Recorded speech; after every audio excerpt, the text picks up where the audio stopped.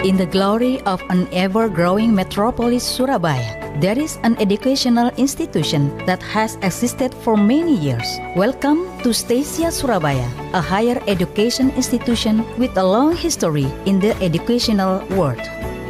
Stasia Surabaya didirikan tahun 1972, dimulai dengan berdirinya Akademi Pajak dan Keuangan APK Surabaya.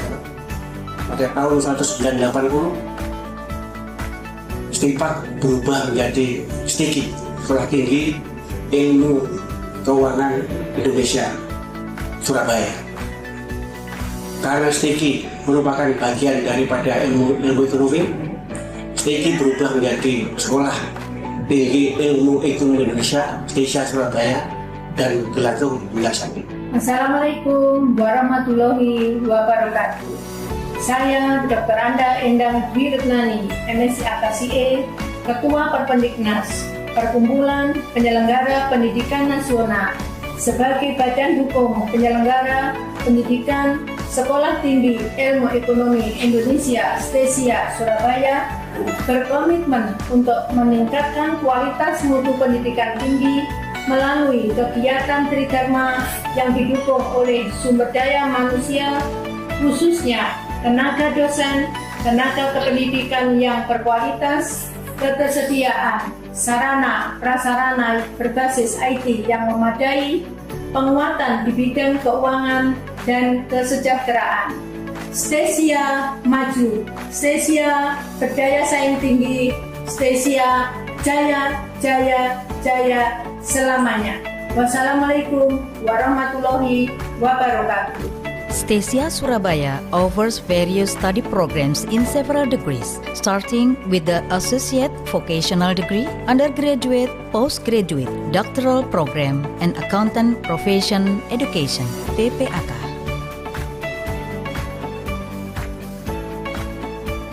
The Associate Vocational Degrees consist of two, which are Accounting and Tax Management Program. Both are already accredited Unggul, Very Excellence.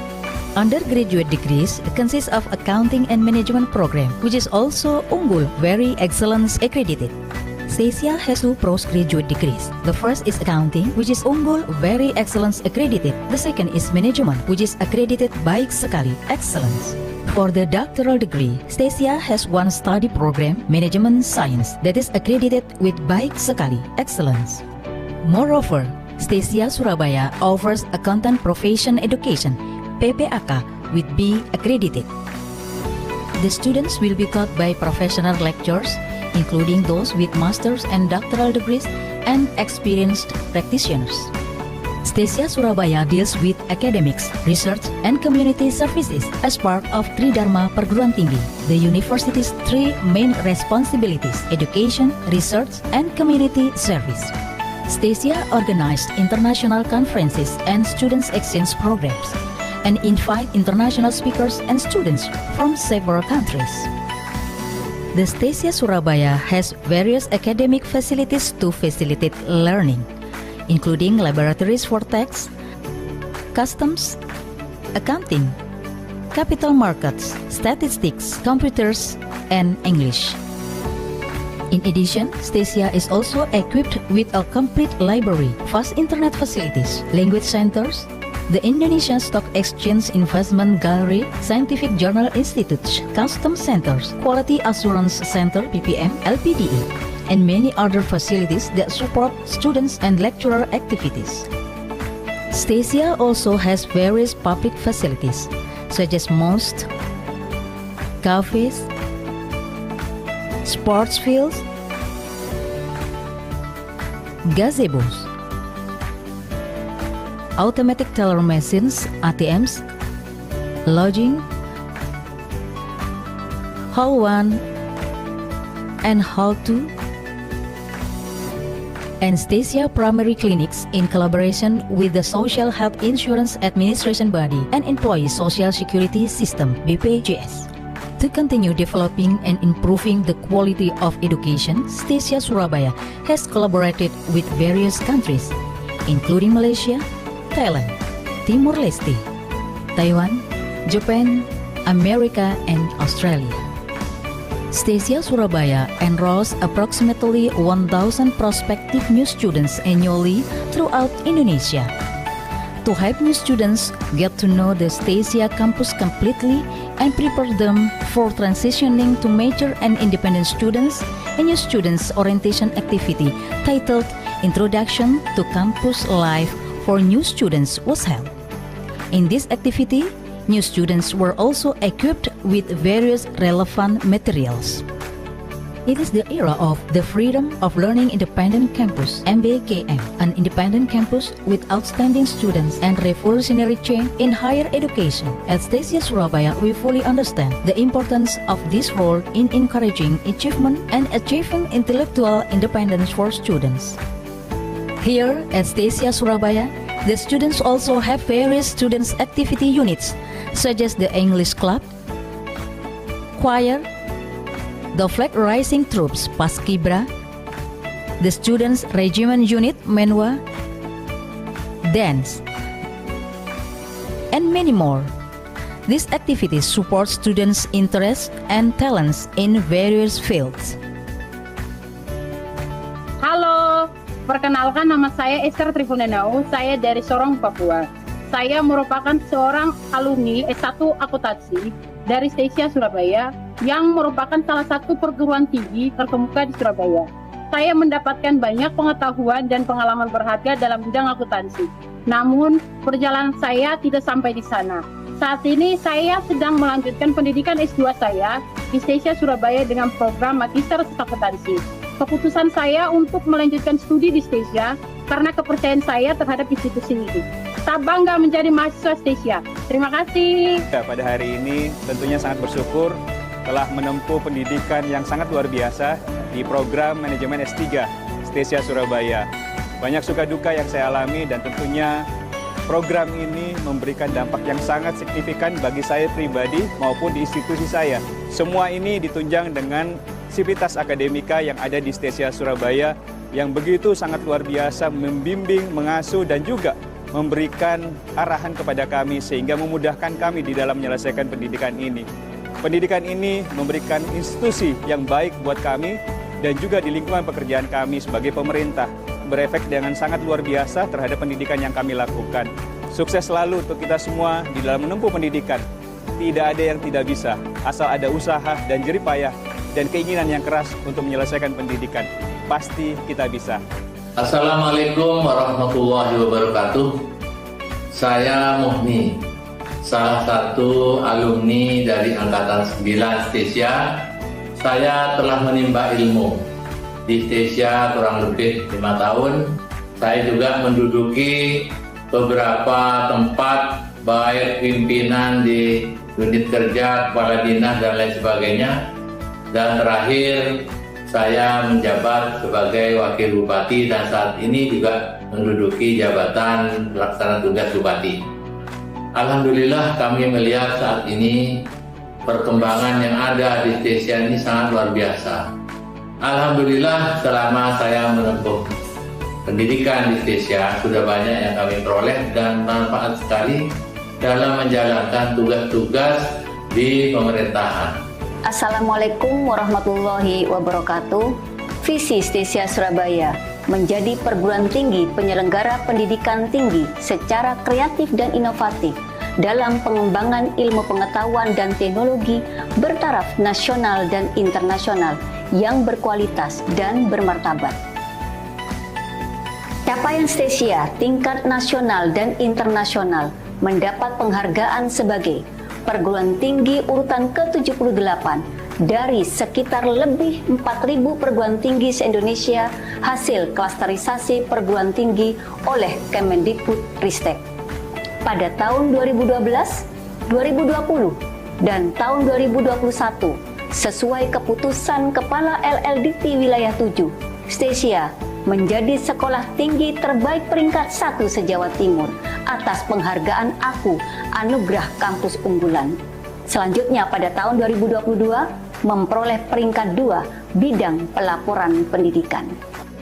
Stasia Surabaya is a higher education institution providing creative and innovative higher education in the development of science and information technology at national and international standards, which has quality and dignity. Mari, tentukan arah masa depan bersama kami.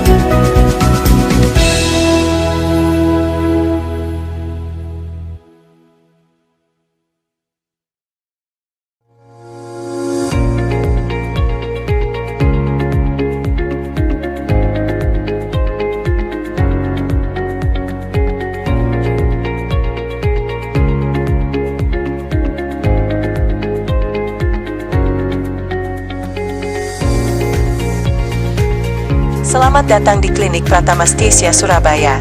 Bersama BPJS Kesehatan, kami siap melayani Anda dengan mudah, cepat, dan setara.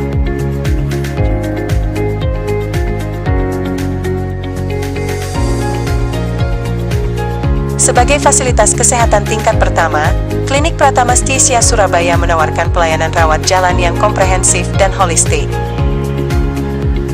Kami memiliki fasilitas yang memadai, seperti ruang tunggu nyaman, dengan AC, free wifi dan ruang pojok AC.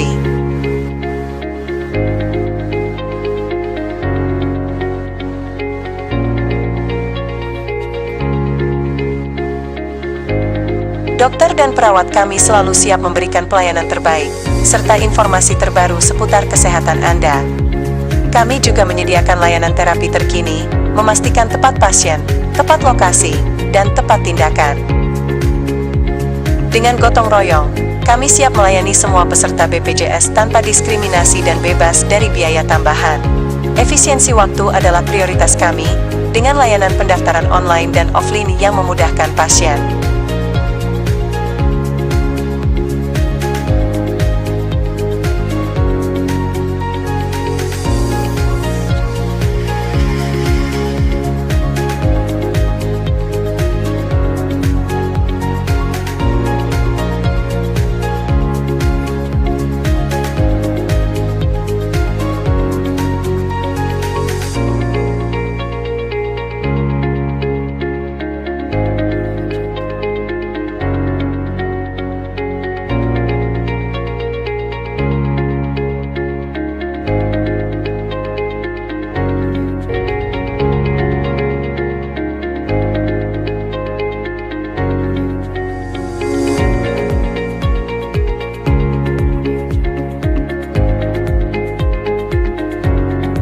Klinik Pratama Stiesia juga menyediakan berbagai layanan spesialis, termasuk pelayanan gigi dan rujuk balik.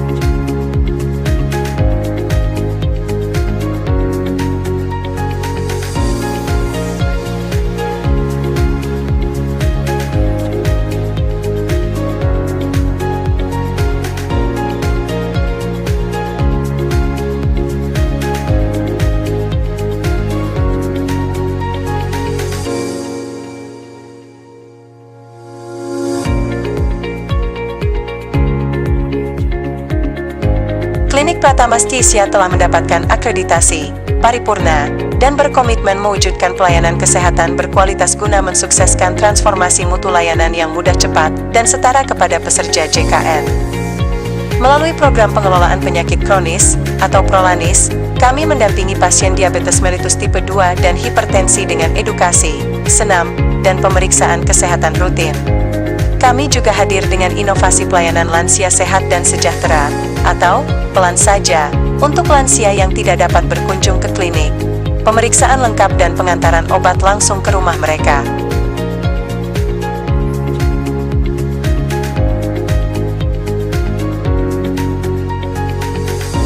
Klinik Pratama Stiesia melayani dengan profesionalisme dan dedikasi. Kesehatan Anda adalah prioritas kami.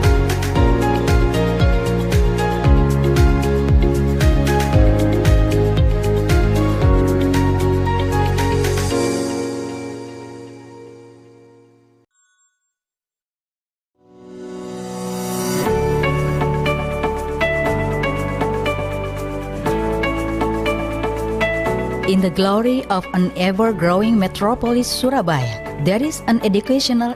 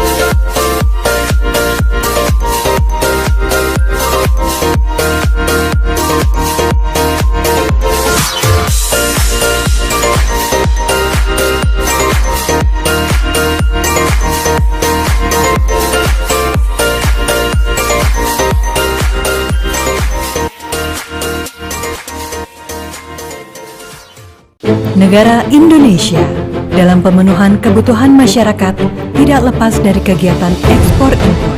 Saya resmikan penggabungan Pelindo 1, 2, 3, dan 4 menjadi PT Pelindo. Penggabungan Pelindo menjadikan konektivitas maritim semakin kuat dengan pelayanan logistik yang semakin baik dan cepat. Penggabungan Pelindo diharapkan akan memberi manfaat besar bagi sektor ekonomi dan logistik di Indonesia. Melalui penyediaan pelabuhan bertaraf internasional, Pelindo tentunya diharapkan mampu mendukung para pelaku usaha di Indonesia yang ingin memperluas bisnis. Dengan pelayanan yang semakin cepat dan efisien, Pelindo sebagai operator pelabuhan berstandar internasional siap bersinergi menjadi gerbang perekonomian Indonesia untuk dunia.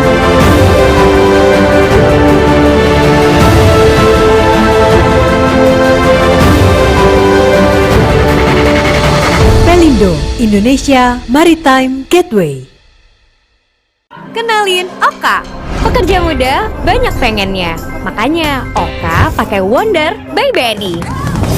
Dari sewa apartemen, belanja bulanan, cukuran, update dandanan. Udah ganteng, isi e-wallet dulu biar lancar ngedate di Indie Konser. Lanjut Japanese dinner. Jajan mulu, atur keuangan dulu. Abis itu, cek tools kamu. Wih, modal buka kafe kekumpul nih. Dapat keuntungan, invest deh. Wedding kapan? Ditanyain tuh. Aduh, santai, tambah aja life goalsmu. Exciting kan? Next. Dari A sampai Z, jadiin maumu. Dengan banking app baru dari BNI. Wonder by BNI. Geliat roda ekonomi dan pembangunan di Timur Jawa. Mulai dari era konvensional dan kini menjadi digital. Sejak 1961, di sini kami berkomitmen dengan 48 kantor cabang, 841 ATM, dan lebih dari 2.900 agen Jatim yang tersebar di penjuru negeri. Bersama, kami selalu beradaptasi dan berinovasi agar selalu dapat mendampingi layaknya burung kehidupan yang membawa kemuliaan demi membantu membangun Jawa Timur menjadi poros ekonomi Indonesia. Kami di sini hadir untuk melayani, selalu membersamai, meraih setiap mimpi. Kemarin, kini, dan nanti.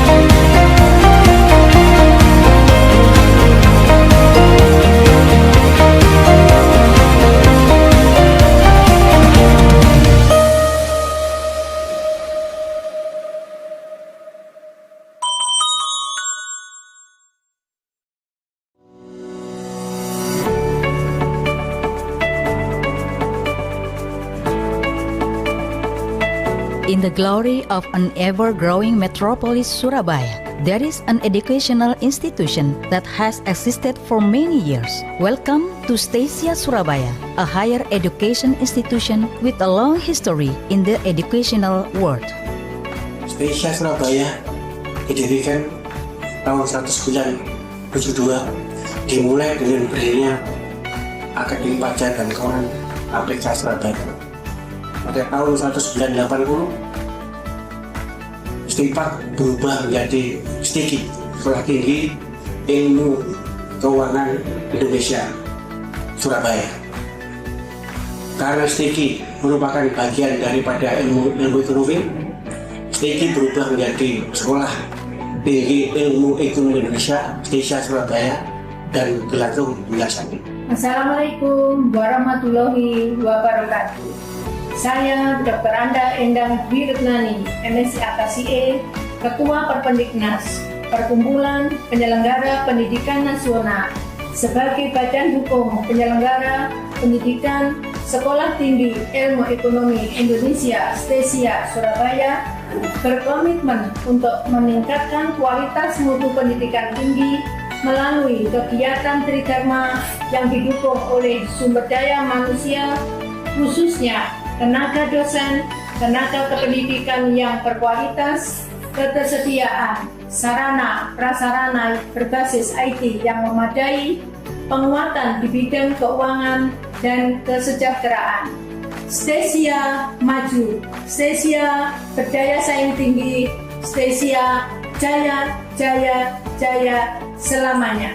Wassalamualaikum warahmatullahi wabarakatuh. Stesia Surabaya offers various study programs in several degrees, starting with the Associate Vocational Degree, Undergraduate, Postgraduate, Doctoral Program, and Accountant Profession Education, PPAK.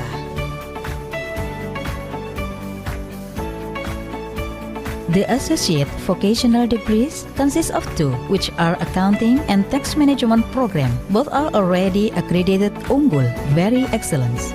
Undergraduate degrees consist of Accounting and Management Program, which is also Unggul, Very Excellence accredited. Stesia has two postgraduate degrees. The first is Accounting, which is Unggul, Very Excellence accredited. The second is Management, which is accredited Baik Sekali, Excellence. For the doctoral degree, Stesia has one study program, Management Science, that is accredited with Baik Sekali, Excellence. Moreover, Stesia Surabaya offers Accountant Profession Education, PPAK, with B accredited. The students will be taught by professional lecturers, including those with master's and doctoral degrees and experienced practitioners.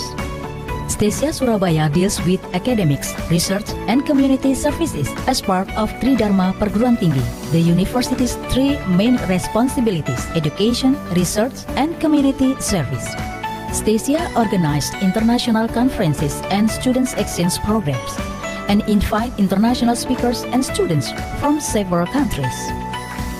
The Stesia Surabaya has various academic facilities to facilitate learning, including laboratories for tax, customs, accounting, capital markets, statistics, computers, and English. In addition, Stesia is also equipped with a complete library, fast internet facilities, language centers, the Indonesian Stock Exchange Investment Gallery, Scientific Journal Institutes, Custom Centers, Quality Assurance Center (PPM), LPDE, and many other facilities that support students and lecturer activities. Stesia also has various public facilities, such as mosques, cafes, sports fields, gazebos, automatic teller machines, ATMs, lodging, Hall 1 and Hall 2, and Stesia primary clinics in collaboration with the Social Health Insurance Administration Body and Employee Social Security System, BPJS. To continue developing and improving the quality of education, Stesia Surabaya has collaborated with various countries, including Malaysia, Thailand, Timor-Leste, Taiwan, Japan, America, and Australia. Stesia Surabaya enrolls approximately 1,000 prospective new students annually throughout Indonesia.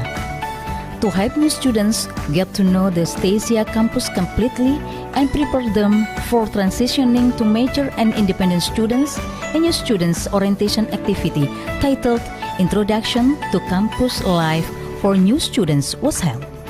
In this activity, new students were also equipped with various relevant materials.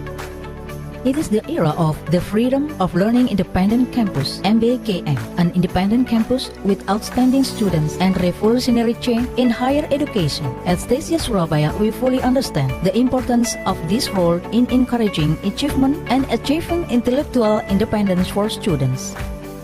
Here at Stasia Surabaya, the students also have various students' activity units, such as the English Club, choir, the flag raising troops Paskibra, the students' regiment unit Menwa, dance, and many more.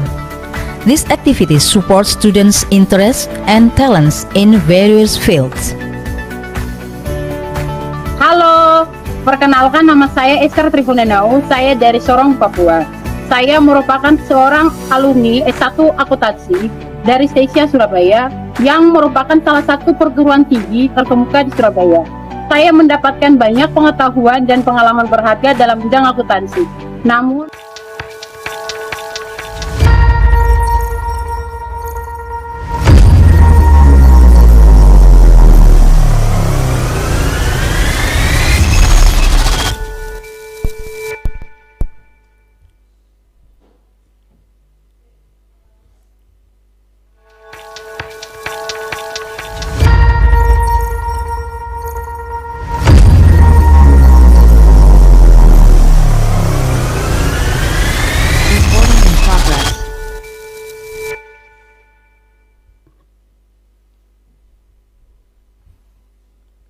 Good morning, everyone. Please welcome to the second day of the 4th International Conference on Business and Social Sciences, 4th ICOBUS 2024. Before we start our program today, I would like to greet our speaker today from Griffith University, Australia. Hi, Sarah. Hi everyone. Hi, how are you? You're very good. It's a beautiful sunny day here. I'm on the Gold Coast in Australia. That's very nice to hear that. All right, Sarah, so I'm very pleased that you already joined our Zoom for the 4th International Conference today. This is actually the second day. We have the first day already yesterday. So before we start, I would like to mention all of our sponsors for this conference first. Is that okay? Yeah. All right. Let's go. Thank you. So, this conference is sponsored by BNI 46, Bank BNI, Bank Jatim, Pelindo, Pertamina IP, Kota Waringin Barat, Kabupaten Mimika, Bisnet, Dinet, Perpendiknas Graha Widya Bakti, Klinik Pratama Stasia, and we also have our co-hosts for today's conference, which are University Malaysia Kelantan, Victoria University of Wellington, New Zealand, Westchester University, One Integra Ventures, United Nations Economic and Social Council, Griffith University, Australia, Universitas Riau Kepulauan Batam, Sekolah Tinggi Ilmu Ekonomi Total Win Semarang, Institut Teknologi dan Bisnis Indragiri, Universitas Muhammadiyah Lamongan, Universitas Muhammadiyah Makassar, Sekolah Tinggi Ilmu Ekonomi Semarang, and that's all. Thank you for sponsoring today's events. Now, I would like to continue to our third speakers for today's conference.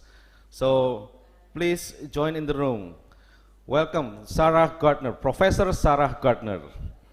All right, so before we let Sarah talking about her presentations. I would like to introduce her CV.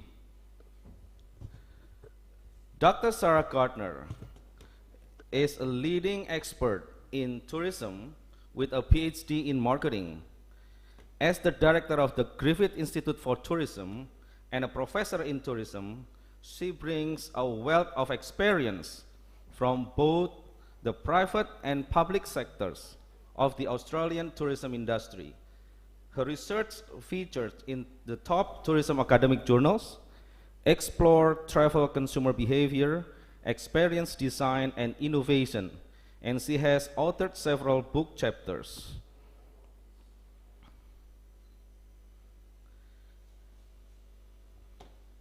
No?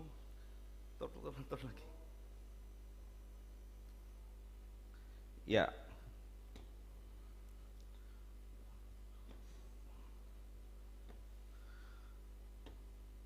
Sarah is sought after speaker, consultant, and trainer, frequently engaging with government and industry to share her expertise.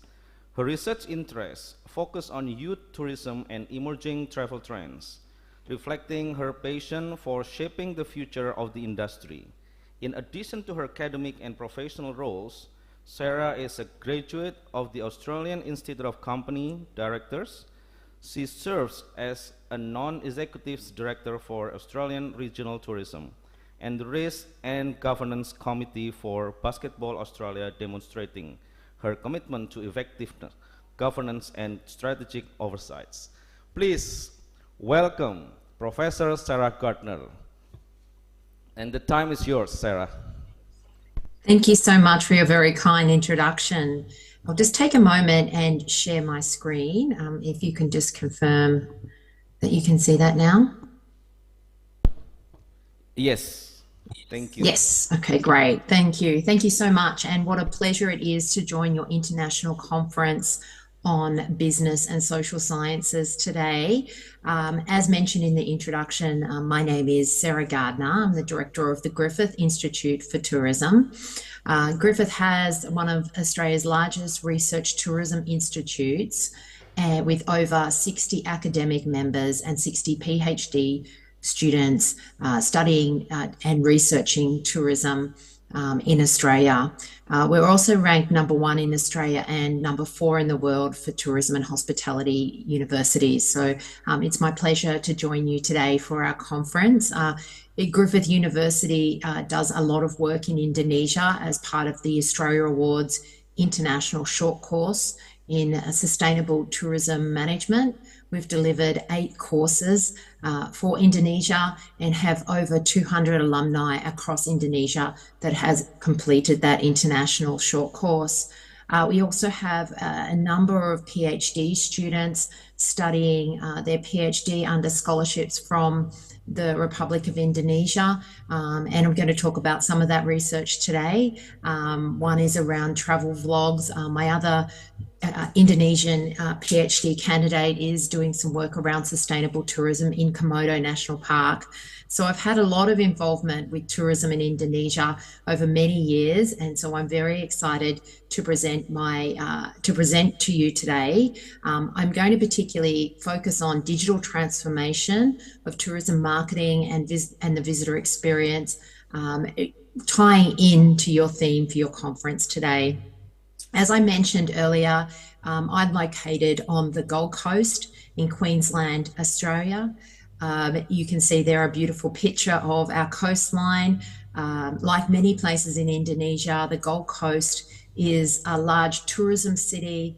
We host over 10 million visitors a year, both domestic and international visitors. And I noticed just seeing the latest Australian international visitor statistics, there's now over 150,000 Indonesians visiting Australia, and that number keeps growing. So there's lots of opportunities for travel, both from Australia to Indonesia, which is obviously one of our favourite destinations as Australians, but also for Indonesians to come to Australia and experience Australia as part of their international travel experience. So just popped a map of the Australia there, and you can see there the Gold Coast is located in southeast Queensland, on the eastern seaboard of Australia. So looking forward to talking today about digital transformation. I wanted to start here by talking about some work we did as a consultancy for Queensland Tourism Industry Council, and they particularly wanted us to consult with the industry to develop a digital workforce development and training plan. And I'll share my presentation slides after this session today, but you can download a copy of that plan if you're interested in seeing more information around what the Queensland tourism industry is doing in terms of digital transformation. But I wanted to start today by talking a little bit about how the digital technology has transformed over the ages. And you can see here a diagram where we start back in the 1700s with Industry 1.0, and we saw that transformation with the advent of steam power and mechanisation. And then came along Industry 2.0, where we saw electrical energy and mass production in the late 1800s. Towards the middle of, 1969, in the middle of the 1960s, we saw the advent of computers and electronics. We started to see augmentation as we moved into the 70s and 80s. The internet and then digital communication came of age. And then today we're really in Industry 4.0, and we're seeing the evolution of new technologies such as augmented and virtual reality, artificial intelligence, blockchain, robotics, big data. I'm going to talk today a little bit about a cyber physical system in tourism, the Internet of Things, and networks. And so we're really in this Industry 4.0 at the moment, and it's a really rapidly evolving phase. However, some of the technologies from Industry 3.0, so things like websites and automation and digital communication, still remain really pertinent to the work we do in business today. So first of all, I thought I'd start out by talking a little bit about why tourism operators should invest in technologies. And we see a number of reasons here in terms of the potential return on investment. So one of the things that technologies can do is increase sales by being able to communicate and interact and transact with consumers, both in your local area, but also domestically and internationally. It's a great way to connect with more people and ultimately generate more sales. We also see that technology can help solve business problems and really move forward in terms of efficiencies and productivities within tourism businesses.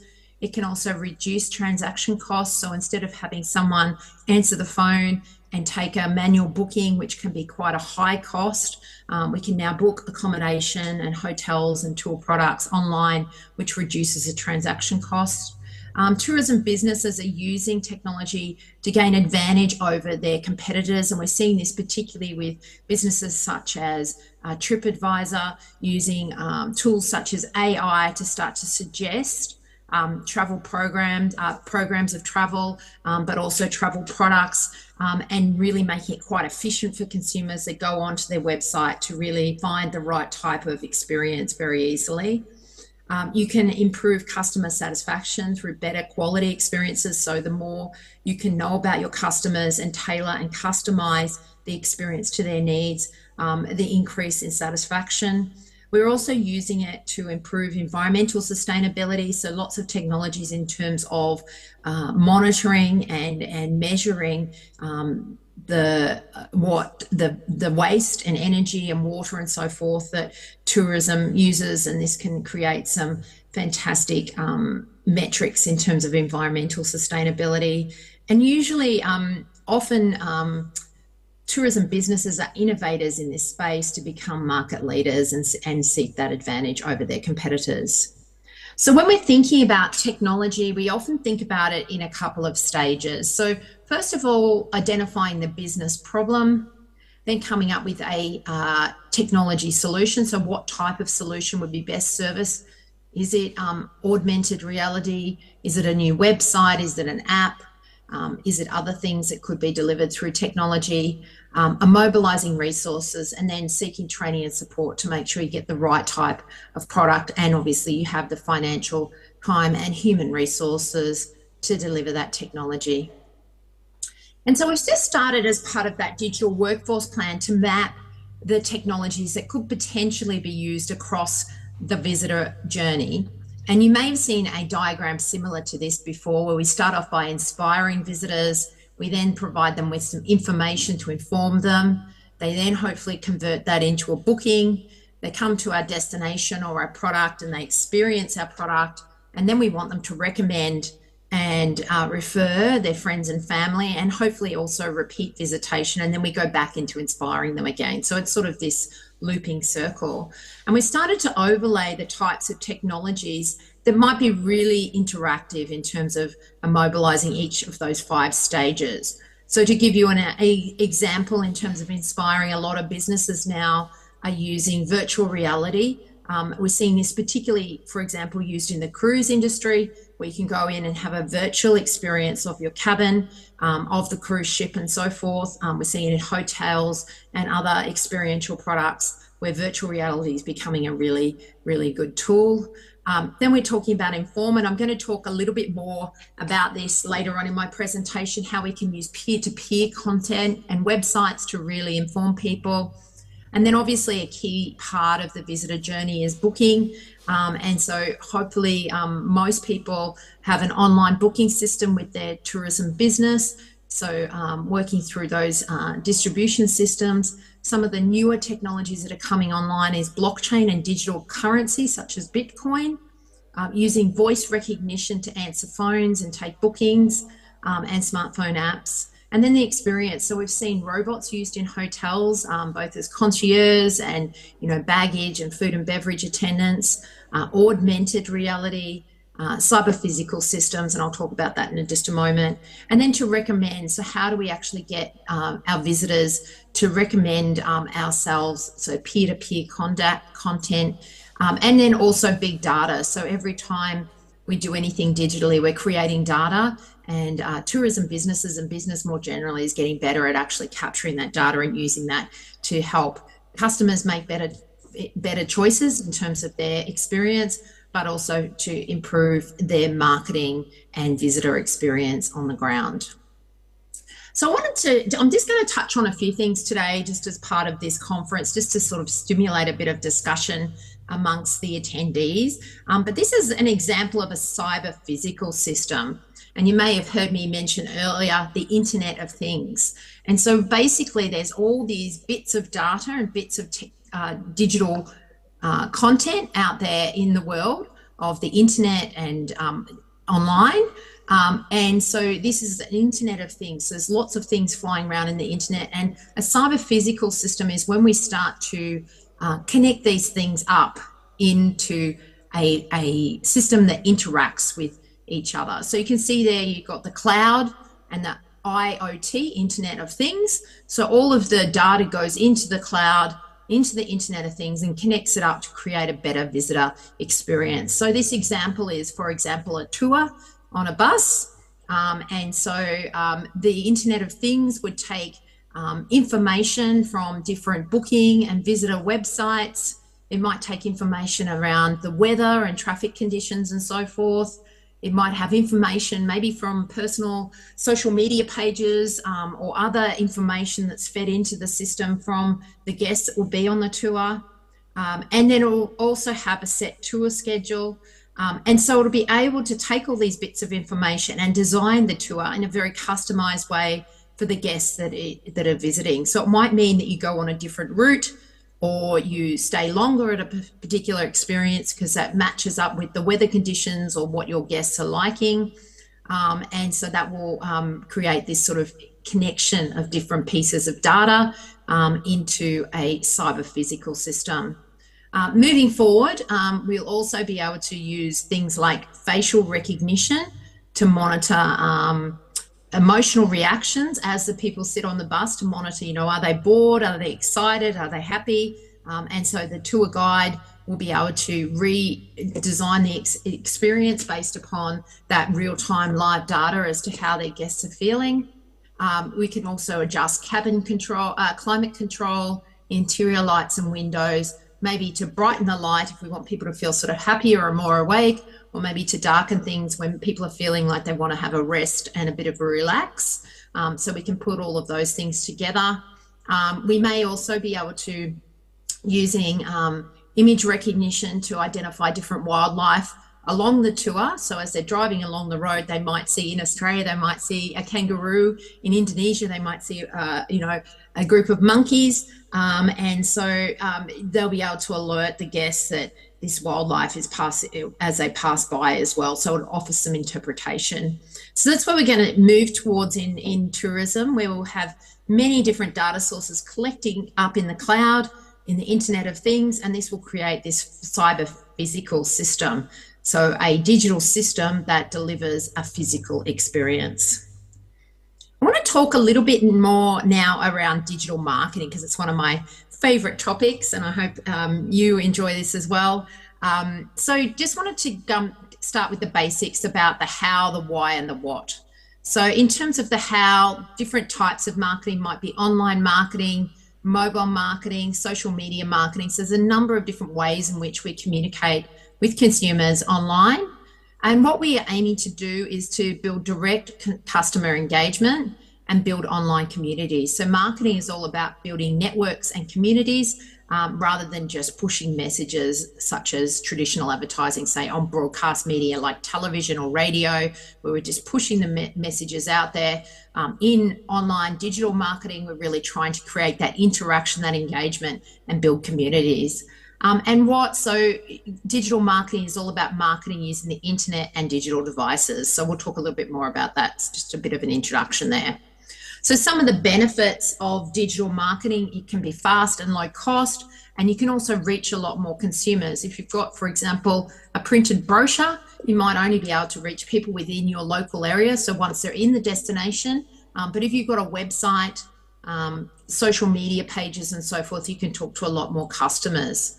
It can also build your exposure of your product through online distributors. So much of travel is not only sold by direct bookings to your business, but also working through big travel agencies. It might be a travel agency, or it might be an online travel agency such as booking.com, hotels and so forth. You can also engage in advertising, promotion and sales, lots of opportunities in that space. It's one reason why marketers really like digital marketing is it's very easy to track the number of views, the engagement, how long people spend looking at your material, and all those sorts of metrics. So the digital metrics make it really easy to work out what's working and what's not working. And it also provides an opportunity for your visitors to share their experience easily. So back in the 70s and 80s, when someone went on holiday, they might be able to tell their immediate family about the experience, but now using digital marketing, they can tell their friends and family, but they can also tell other consumers and really talk in a much more open way about their experience, which has its pros and its cons. Obviously, good if they're talking positively about you, but also if they are negative or dissatisfied with the experience, that reach of that dissatisfaction can also reach more customers as well. In terms of digital marketing, a lot of businesses are using that to identify and develop new markets and also test product concepts and ideas, improve customer service, and also there can be lots of cost savings in terms of gaining efficiencies with your business. So this diagram here comes from one of my Indonesian students, and he is doing some work on travel vlogs, he's from Bali, but particularly looking at how Bali can promote itself as a destination using travel vlogs, but more generally looking at how travel vlogs can be a way to create communication about your destination. So similar to the evolution I showed you before with Industry 1.0, 2.0, 3.0, there's also a Web 1.0, 2.0 and 3.0. And you can see there we started out back in the 90s with internet, email, travel websites as a way of marketing destinations, and they continue to be an important marketing tools today. But we see back in the 2000s, we saw the advent of social media and travel e-commerce, and again, continuing to work. And that's where we saw travel blogs, which are the written content, and travel vlogs, which are the video content generated by influencers, but also everyday people as well as part of their travel experience. And then where we're moving now is starting to look at travel live streaming, artificial intelligence, virtual travel experiences. And we're also seeing in the travel vlogging space the advent of live travel vlogs. So instead of recording something, doing some production on it, and then sending it out, I've seen travel vloggers actually vlog live from their destination. So that's travel vlogs. The other thing we need to consider is around, so one of the Web 1.0 was thinking about websites, which are still really important. So some things you want to think about with your website is around domain hosting and the domain name. If you've got a good domain name, very easy to find your destination or your business. It needs to be visually appealing, mobile friendly. You need to be thinking about copyright and copywriting and content. So what photos and images and what written content are you going to put on your page, and how is it going to be designed? Really essential these days is having an online booking system, and then also search engine optimization, which is basically a way in which you design your website so people can easily find you. And that's to do with the content you put on the site, but also the metadata or the data sitting behind your website that allows search engines such as Google to find your website easily. So in addition to websites, we also have social media. And as I mentioned earlier, social media is really about facilitating exchanges and provides a really inexpensive way to access customers at different points in the purchase cycle. So in social media, we evaluate social media in terms of 3 metrics, that is awareness, engagement, and conversion.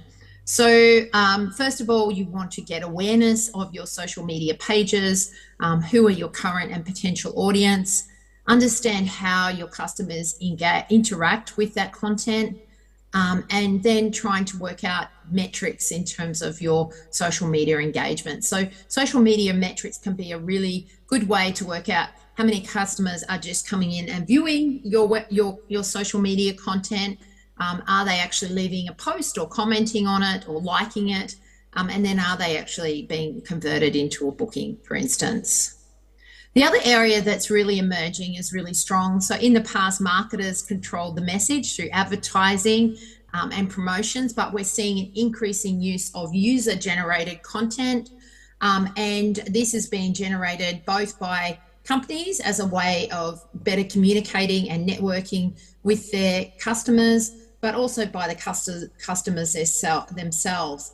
And so just creating a really good opportunity for your business to get out there and engage. We call this organic in some ways because it's derived and generated by the user or the customer, and is a lot less than what we would term contrived marketing, such as running an advertisement on the television, for instance.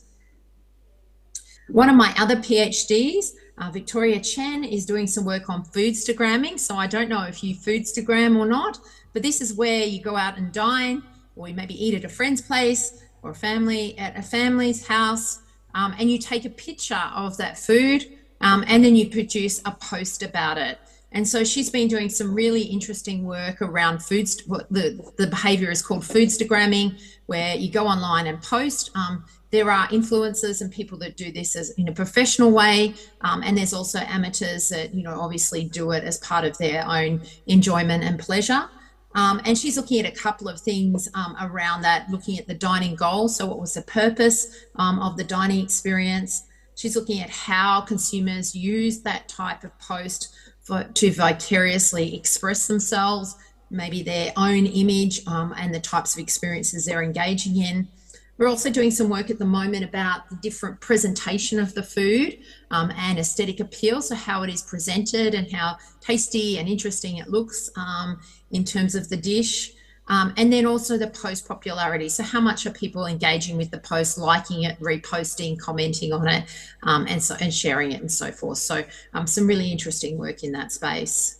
As I mentioned before, my other student, Made from Bali, is doing some work on travel vlogs, and he's looking at that vlog ecosystem. So in that ecosystem, you have the travel vlogger, which are often motivated financially because they get money through vlogging, or they might have sponsors. They might be motivated by just being able to share their experience.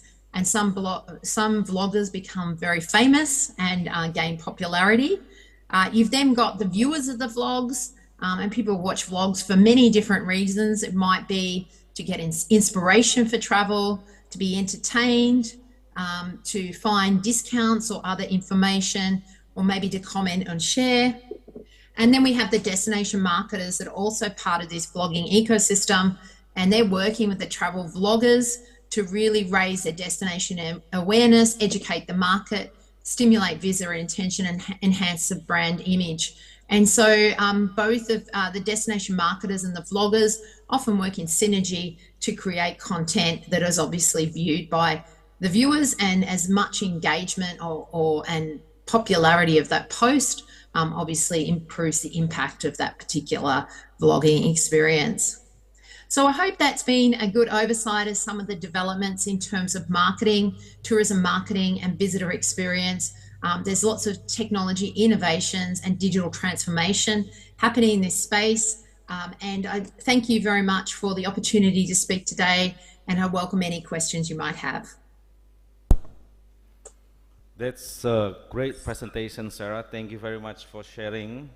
And we actually, learned a lot of things from that presentations.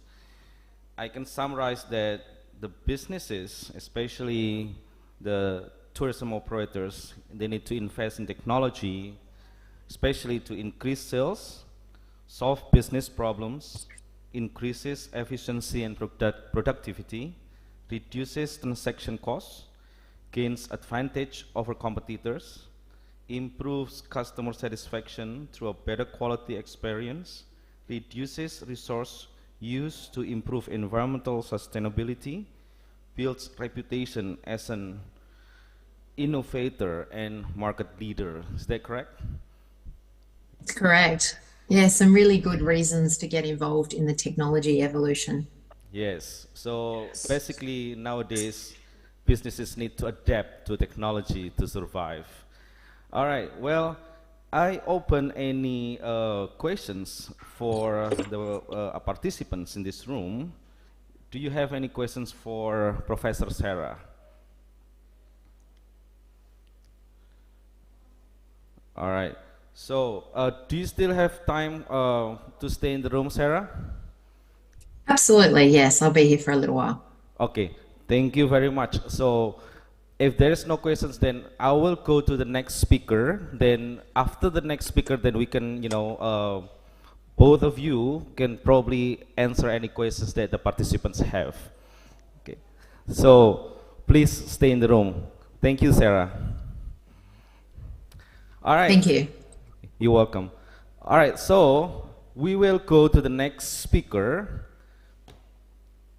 I will call our next speaker.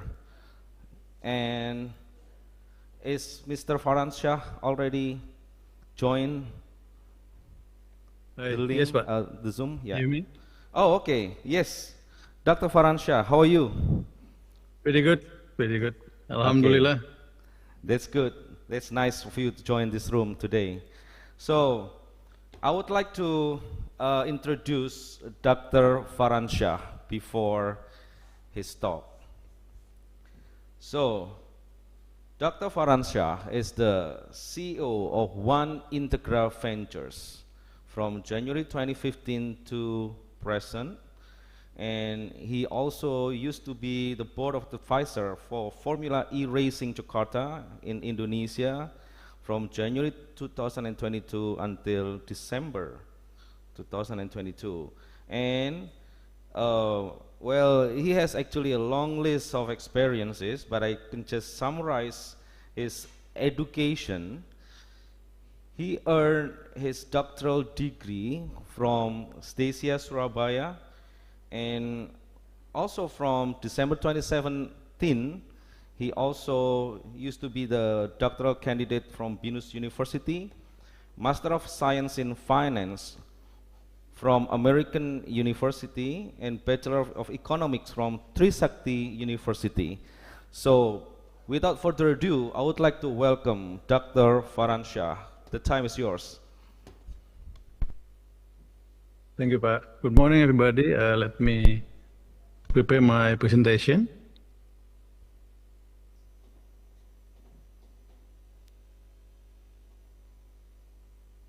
I just want to make sure before I start, can you guys see my presentation?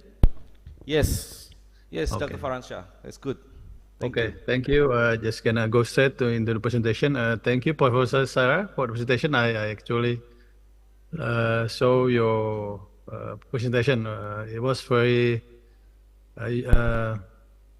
meaningful, yeah, and also it's really related into current condition.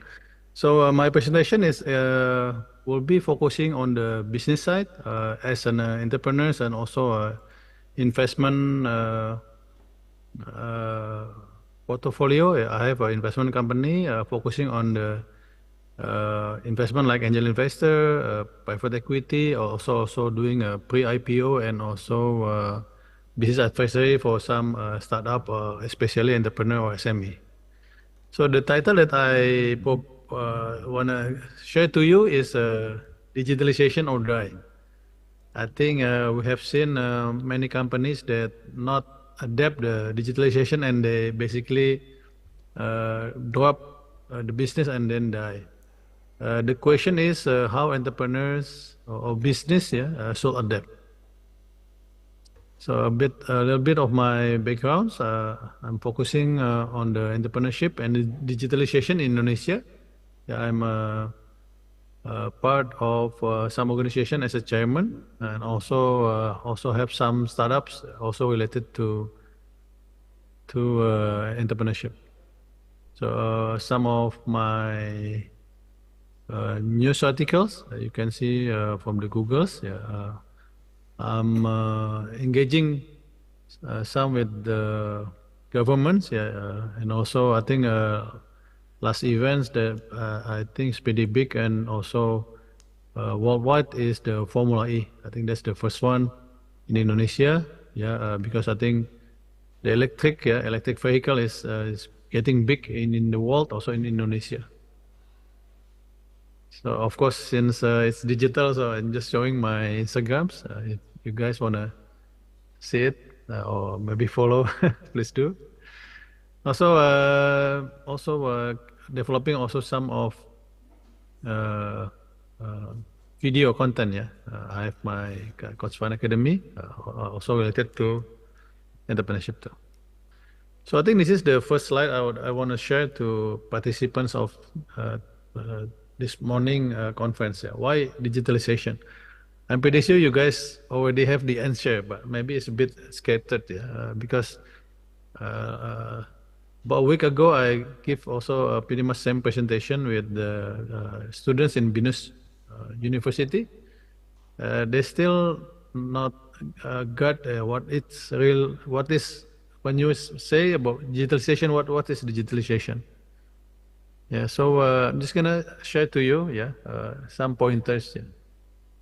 First, digitalization is a transformation process. Yeah, I think from Professor Sarah's presentation, you can see 1.0, 2.0, 3.0, and 4.0. So this one highlight is a transformation. It's not like one-time things or one-time implementation. It will transform and then it will keep transforming. Yeah. So it's not like one-time thing. So I think this is important for business or businessman or businesswoman that it's transforming. That so the keyword is transformation. Yeah. And then it really affects on the business operates because if you're not transform and others company already transform and then you will not get connected. For example, if you don't have a website, if you don't have social media, then people will not know you. Yeah, before traditional business is basically papers. You have a profile of papers and then you're sending the hard copy. And then it's also involving business process also. Yeah, Indonesia is not yet there. Yeah, because our internet, Professor Sarah, is not 100% available.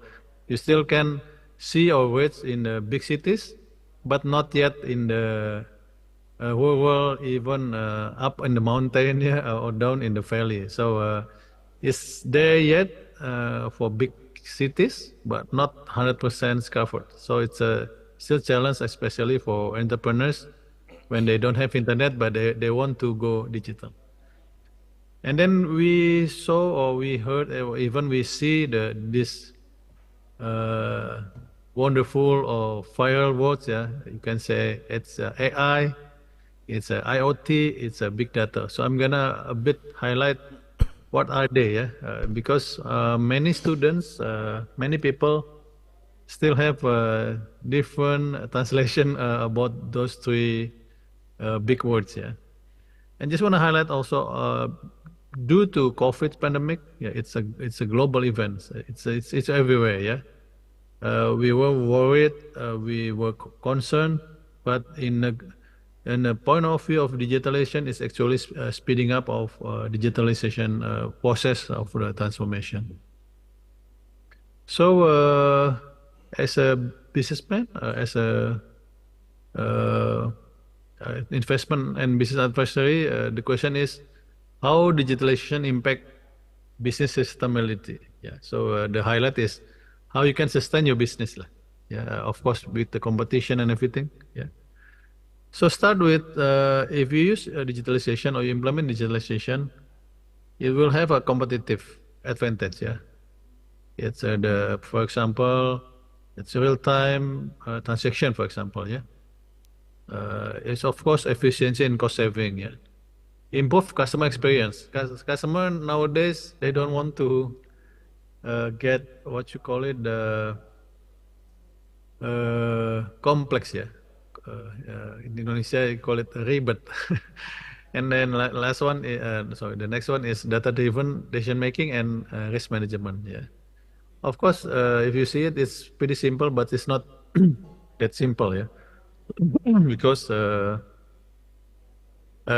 this five easy to read but hard to implement. Yeah. So just want to highlight a bit about the terms. Yeah. You see AI. Yeah. AI is not only artificial intelligence. Yeah. People only think AI is ChatGPT. So it's not. Yeah. It's wider. It's broader than that. Yeah. Maybe 5-10 years ago, it's popular with the name of machine learning. Yeah, the machine learn the data, and then it will give you information faster. And then now with the technology, or if, you can say the speed of the processor or the computers, then we have neural networks. Yeah. Now it's also say it's NLP, yeah, natural language processing. Yeah. And last one, I think, as Professor Shah also mentioned, the robotics. Yeah. Indonesia robotics is not here yet, but if you go to Singapore, if you go to even Dubai, you can see many robots. Yeah, start take over the jobs or the process. And then we talk about what is really artificial intelligence in implementation. Yeah, this is some of the sample. Yeah. Start with predictive analytics. Yeah, you can predict. Even yesterday, I asked ChatGPT who will win the election, and then that they get information from the news and then predict. Yeah, of course, it's just prediction. Yeah, and now AI also go to speech. Yeah, AI can talk. Yeah, it's. I believe AI also will replace the customer service. Yeah, you know, when you complain to the banks, yeah, to the company, there will be a live human to answer you. Now it's AI. Yeah, so you can scream as one, yeah. You can yell as you want, yeah, because it's a machine. They will not mad at you, yeah.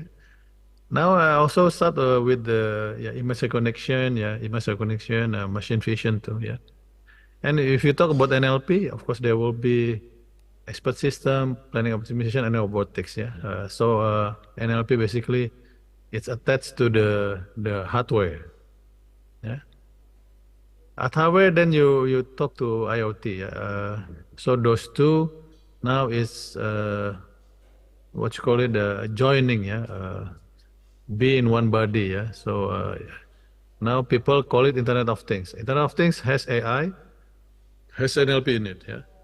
Now it's any device. You will start seeing air conditioner, lamp, for example, yeah, anywhere, any business, any network, anytime. Yeah. So Internet of Things is getting it. It's not here yet, but it will be in everywhere.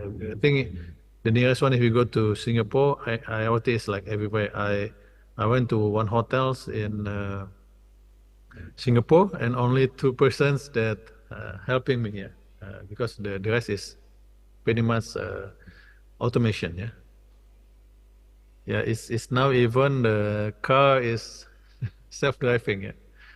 Last but not least, I want to highlight the big data. Yeah, big data is there, but because of the hardware, it was pretty slow. But now with the hardware, of course with the, you can say, the cloud, yeah, data center is coming big in Indonesia, especially when there is a problem with center government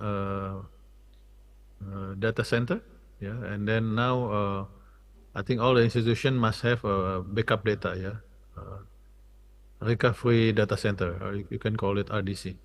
So in Jakarta, we're seeing many hotels converting to data center.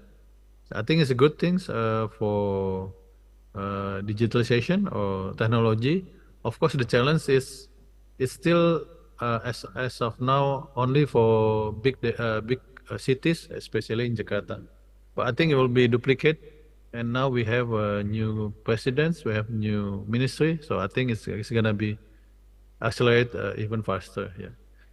So as big data, you can see it learns. Yeah, it's learn, but starting from the data, you put the data, and then it give you everything. It give you whatever you want.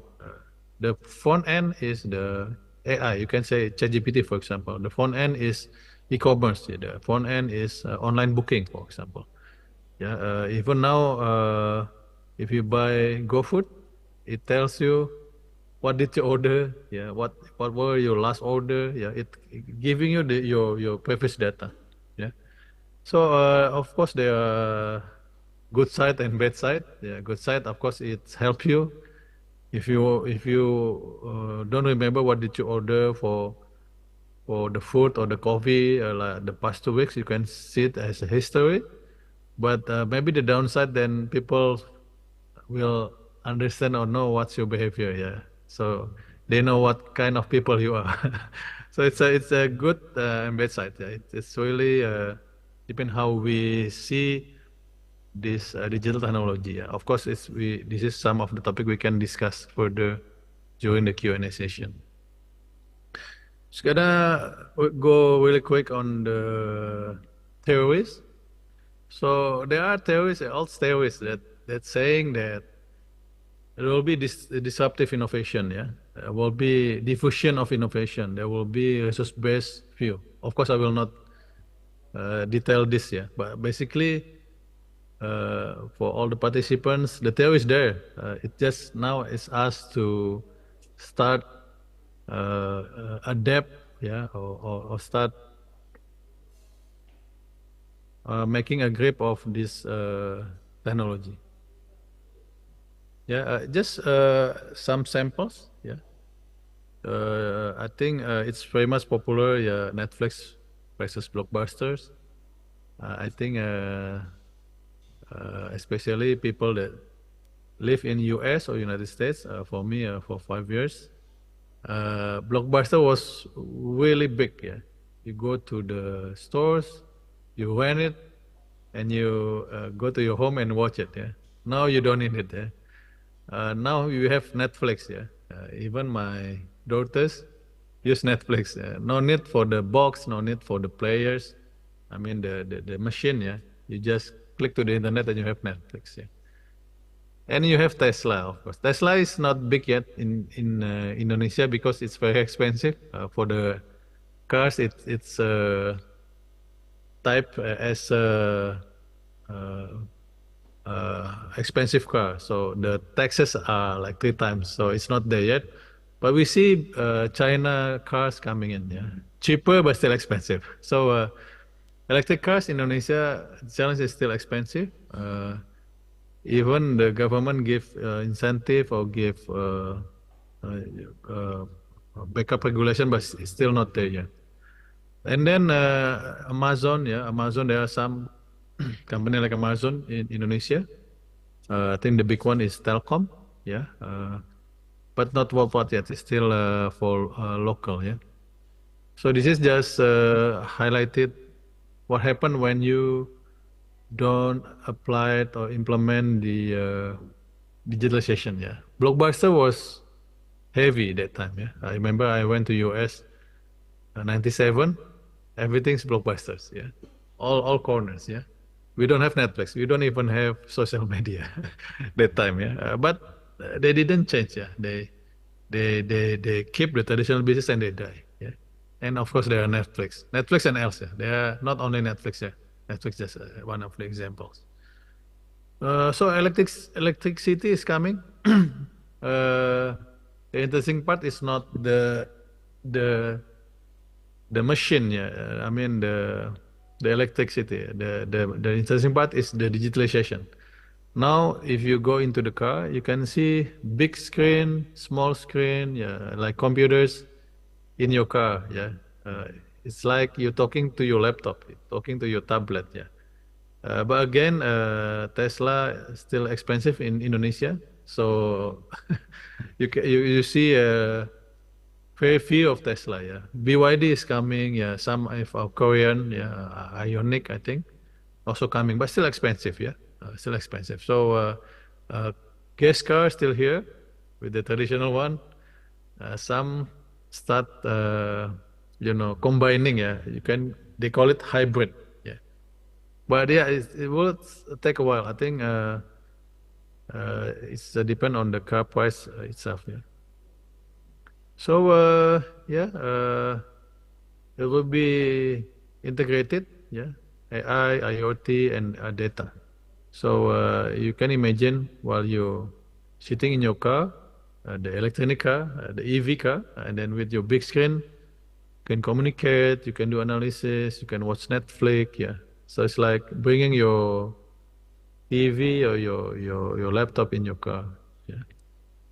So it's not only those examples that already there, yeah. You can see Uber, even Uber has also problems, yeah, because of the competition, yeah. You can have Airbnb, Skype, WeChat, even they were technology, but now we have Zoom, yeah. So even for this technology company, if they don't adapt, if they don't compete hard, yeah, it will be also left behind. Yeah, there are some still good, like Alibaba, Facebook. Even Facebook, they convert into Meta, yeah, as big brand. Yeah, and of course some other example. Yeah, yeah. I think I just wanna skip this. Yeah, innovation models.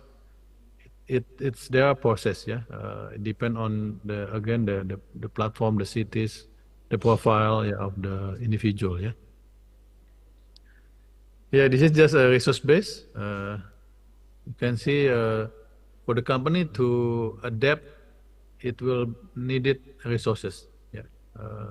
Of course, we'll also highlight how we survive, yeah, in this digital era, yeah.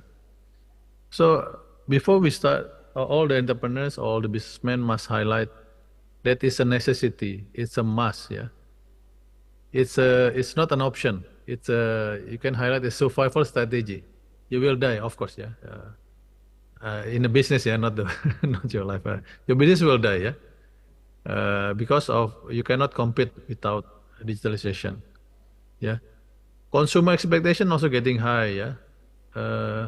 If you're selling foods or you're selling something, if you don't have social media, if you don't have website, they will complain, yeah. And then when they start complaining, they will not buy your products or your services, yeah. So business has to start, yeah, this adaptation, yeah. Again, it's not easy, yeah. At least start with the literacy, start with the start with simple tasks, yeah, or baby steps, yeah. There's some tools, especially for businessmen, yeah. First, e-commerce platform. You know, in Indonesia we have Tokopedia, Bukalapak, Shopee. Yeah, about 30 millions already in the platform. Yeah, not there yet because the entrepreneurs in Indonesia or medium, micro, small, medium business total is about 65 million. So about half of them already in the e-commerce, but not all of them. Yeah, CRM. Yeah, I think this one not yet. Yeah, people not implement the CRM yet. Only big companies they contacting the consumer. Yeah, but it's still pretty much more manual. For digital payment, I think it's 100% here. Yeah. Funny things. For me, I have everything. I have GoPay, I have Oppo, I have Dana. Yeah, it's like banks in Indonesia. You have Bank Mandiri, you have BCA, you have everyone. Yeah, so it's common for Indonesian. First, you have more than one phones, and you have it's common. You have more than one bank's account, and then everything you have more than one. Yeah. That's Indonesia. If you can have more, why can only have one? That's Indonesia philosophy. So how the business can survive or adapt? Yeah, of course you need to have a good management. Yeah, first one of course is digital era, social media era. So you have a social media management, brand visibility and customer engagement. Data analytics. Yeah, you have to start saving or recording all the consumer data because it will be useful in the future. And then, of course, if you talk about computers, data, you need security, yeah, cyber security. Yeah, cyber security, it's not cheap also. So many business say how you can compromise or how you can protect your business or your data, but it's not expensive. Yeah, it's still a challenge for a businessman, especially where they are on the adapted mode. Yeah.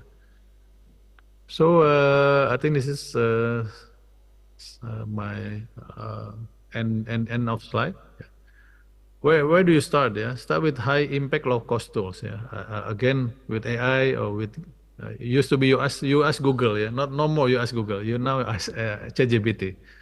You can ask ChatGPT how you can start the digitalization process with low cost. Yeah, and then prioritize digital tools. Yeah, because buying and implementing and also adapting is different parts. Yeah, so start prioritizing. Yeah, which one you wanna, which one is the most important one. Yeah, and then yeah, you guys start to explore free resources. Yeah, lots of resources. Yeah, of course, sometimes lots mean too much. Yeah, then you get confused. Yeah, and then start talking regularly with your team and emphasize digital literacy. Lots of technology coming. Yeah, encourage openness to change and flexibility. And then, of course, in the business, you need the leaders to take a step.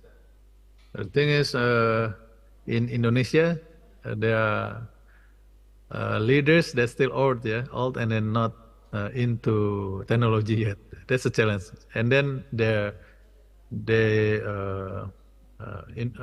team, yeah, young people, Gen Z, very technology. Yeah, it's not connected yet. So the challenge is the leader must have the patience of technology yet. If not, you don't have patience, then it start to connect with your team, yeah, especially the young people. Yeah. So yeah, a common challenge. Just want to highlight budget constraint, resistance to change, lack of digital skills. Yeah. So today conference, yeah, hopefully this is the three that happens in Indonesia especially. Yeah, solutions pretty much easy, upskilling, using free tools, yeah, adapting step-by-step change, yeah, joining Asia conference, of course. Lots of conference talking about digitalization in Indonesia and outside Indonesia. So guys, thank you. Just want to highlight the takeaway. It's very important of digitalization to survive. Yeah, especially if you have business. Yeah, there are some tools there. Yeah, please take a look, and then lots of sample there. Yeah, and then start to motivate yourself, especially if you're not young. Yeah, because you need it to. Because learning something new is not easy. Yeah, especially for old people. Yeah, and then enjoy the digitalization transformation journey, because if you not go digital, then your business will die. Okay, thank you for Stacia for having me for this conference, and then I would love to have a quick and answer session. And then last slide, this is my phone, my office too, if you want to call me if you have WhatsApp. Okay, thank you very much. Yeah, thank you very much, Coach Farhan. All right. So, I would like to summarize the second speaker from Coach Farhan. So, digital transformation is a necessity because digitalization isn't just an option, it's a survival strategy. So, rapidly evolving consumer expectations, they want speed, convenience, and personalizations. And also, many businesses fail due to lack of digital adaptations. So, digital transformations is not an option, it is a strategy to survive. All right, now we still have about 30 to 45 minutes for Q&A. So, I just checking on the chat room, and I have a question for Sarah. So, Sarah, are you still here? Yes. All right. Okay. Thank you, Sarah. So, I would like to ask some questions of the technology implementation, such as service robots or drone delivery foods. How it is implemented in tourism? Because the Coach Farhan just brings up about AI. So, how is actually AI implemented in tourism businesses? So, would you like to answer that, Sarah? Sure. Thank you so much for the question. I think it's really interesting, some of the innovations that are happening in this space. In Brisbane, Australia, where I'm based, we have seen trials of drone deliveries of supermarket goods. So you can get your milk or your bread or your bottle of Coca-Cola delivered to your house via a drone. So they're doing some trials with that at the moment. We've also seen in hotels sort of service robots now delivering food to hotel rooms or maybe in restaurants. So I think that's an evolving area. And interestingly, I haven't caught up with this lately, but there were some tests of drone operated helicopters on Sydney Harbour. So you'd be able to get point to point around Sydney using water-based helicopters, and they would be all unpiloted helicopters. So I think that's going to be really interesting, where we start to take to the air in pilotless helicopters and things like that. So I think this sort of technology is going to become more prolific in tourism. However, the costs sometimes of implementing the technology can be significant. What I'm seeing globally is a lot of the innovation is coming out of the technology companies, and then they're trying to sell the technology into tourism rather than the tourism industry necessarily coming up with the technology. So I think that goes back to my earlier slide about the businesses really having a clearly identified business problem and being able to articulate exactly what they want in terms of a technology solution. So that does take a bit of upskilling to be able to talk about the type of technology you want for your business, and then working with technology innovators to actually develop that technology. In terms of the cost, I think sometimes it requires tourism businesses to come together to fund the development of a technology. So they might have a shared business problem, and so they could come together and jointly fund or work with and partner with a technology company to come up with solutions. So I think there's some new models coming out in that space. That's absolutely true, because some of that technology is very expensive, right? So it just depends on what will be the target market for the businesses. Is it worth it to invest in that technology? So I also have some questions, in the chat room. Would you mind sharing your presentation slides, Sarah? Because yes, absolutely. I'll send them to you, and if you can share them with everyone, that would be fantastic. Thank you very much, Sarah. All right. Well, your presentation is very interesting, and I still have another question for you from our guests, from the participants. I'm interested in Professor Sarah's presentation. As Professor Sarah mentioned, there are 3 key components in digital marketing, namely awareness, engagement, and conversion. Would you like to explain about conversion activities, and please give an example case in digital marketing? This is from Ferinita from Universitas Andalas Padang. Would you mind thank you. Yeah. Thank you. Great question. I think it's a bit of a trap with digital marketing to be always focusing on awareness without actually having a call to action. So you might be marketing your hotel or your tour or your destination, but just generating awareness about your product or your experience is not enough. Increasingly, you want to make sure that you have a link in your marketing material in your post that allows people to actually book or at least explore more about your destination or your experience.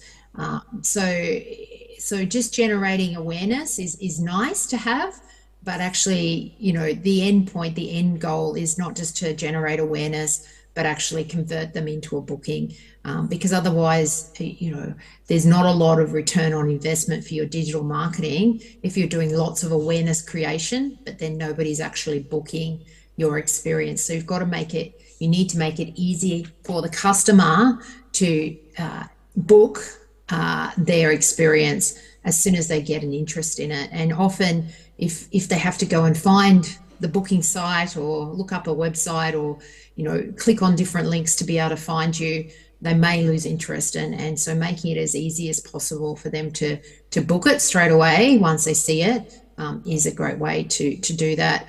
The other way you can do it is through offering some type of promotion. Often it's a time-based promotion, so they need to get in within a certain time period to get a special deal. That might be a discount, but probably preferably would be a value add. So what I mean by that is if you book the restaurant right away, as you see the Foodstagramming post, you might get a free drink upon arrival or something like that. Discounting can only work so far. Trying to get people to see extra value in what you're offering, I think is a better way to go. That's absolutely true. By the way, Sarah and I was working with the AI group, so some of the groups already implemented that. Is that, some of the groups already implemented that activity, Sarah? Like in, because we have been doing in the eastern of Indonesia, so they are using booking, and then also travel planning, for the potential customers. So that's that sort of things to use to to create experience for the customers, because So do you have any examples of of the work that you have done in Indonesia? Sure. Can I just make a comment on that related to my presentation and our discussion? I talked about direct booking versus booking through an online travel agency, so through a third party. If you are going to work through a third party, often great in terms of increasing your reach. So if you work with TripAdvisor, Booking.com, one of those online platforms, great, because they have a big customer base. They're easily findable when you search Google and so forth. But you will need to factor in a commission that you'll need to pay them. And usually the commission is somewhere between 10 and 40%. But different platforms have different commission structures. So you just need to be aware of that if you are working through a third party to sell your product. And you often won't have direct contact with your customers until they actually arrive at your business. So that's just a few things to think about. Often, for that reason, a lot of businesses like direct bookings because they don't have to pay the commission, so more money for them, and they have direct contact with their customers as well. You mentioned as well about the work we're doing with the Australia Awards Indonesia. There's been some fantastic projects come out of that. We've had everything from large-scale children's ukulele orchestras that have gone and delivered promotion of the destination, both in Indonesia and internationally. We have a lot of agri-tourism, or where we take agricultural products such as coffee, rice and so forth, and develop tourism products, both experiences and souvenir-based products, which I think are really great tourism opportunities. We also have a number of places that have developed cultural tour experiences to villages, and also camping tours to natural areas.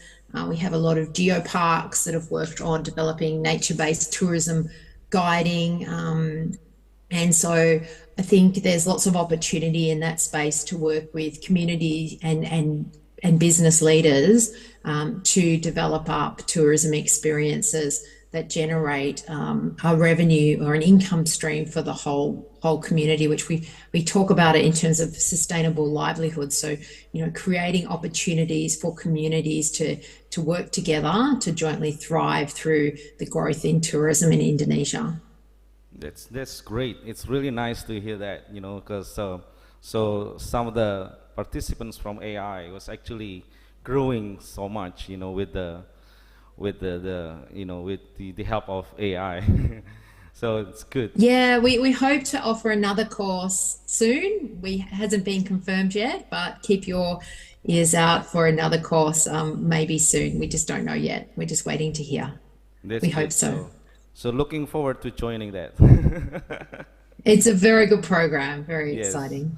All right. So actually, I also have a question for Dr. Faransha. In the chat room, I can see Dr. Farhan, thank you. Your presentation was awesome. I'm on a dissertation about digital transformation. Have you ever found finding that transformation does not work in one area, considering Indonesia consists of many characters and habits? Would you like to answer that, Dr. Farhan? Hi, yes. Thank you. Hi, Professor Chara. Just want to say hi. My sister, I think, actually graduated from Griffith University as a tourism, I think. Wow. Yeah, so Fantastic. I went to Queensland Gold Coast a couple of times there. Oh, fantastic. Thank you. So okay, we are connected. Yeah, so I think my daughter hopefully will go also to Queensland next year. She's doing a double degree too. So if we have a chance, maybe I can visit your university. Yes, please. Okay, thank you. So to answer the question, digitalization is basically a technology. You can say it's also consists of hardware, software. The thing is, we sometimes are not highlighting the users. Like the students, they ask first the backgrounds, because handling the technology is not easy. Yeah, first the literacy, and then there are some process too. And then if it's a big range, and then involving, for example, government, so it's depend on the government itself, how they react to it. For example, some of the e-commerce are very big in Indonesia, but some are not.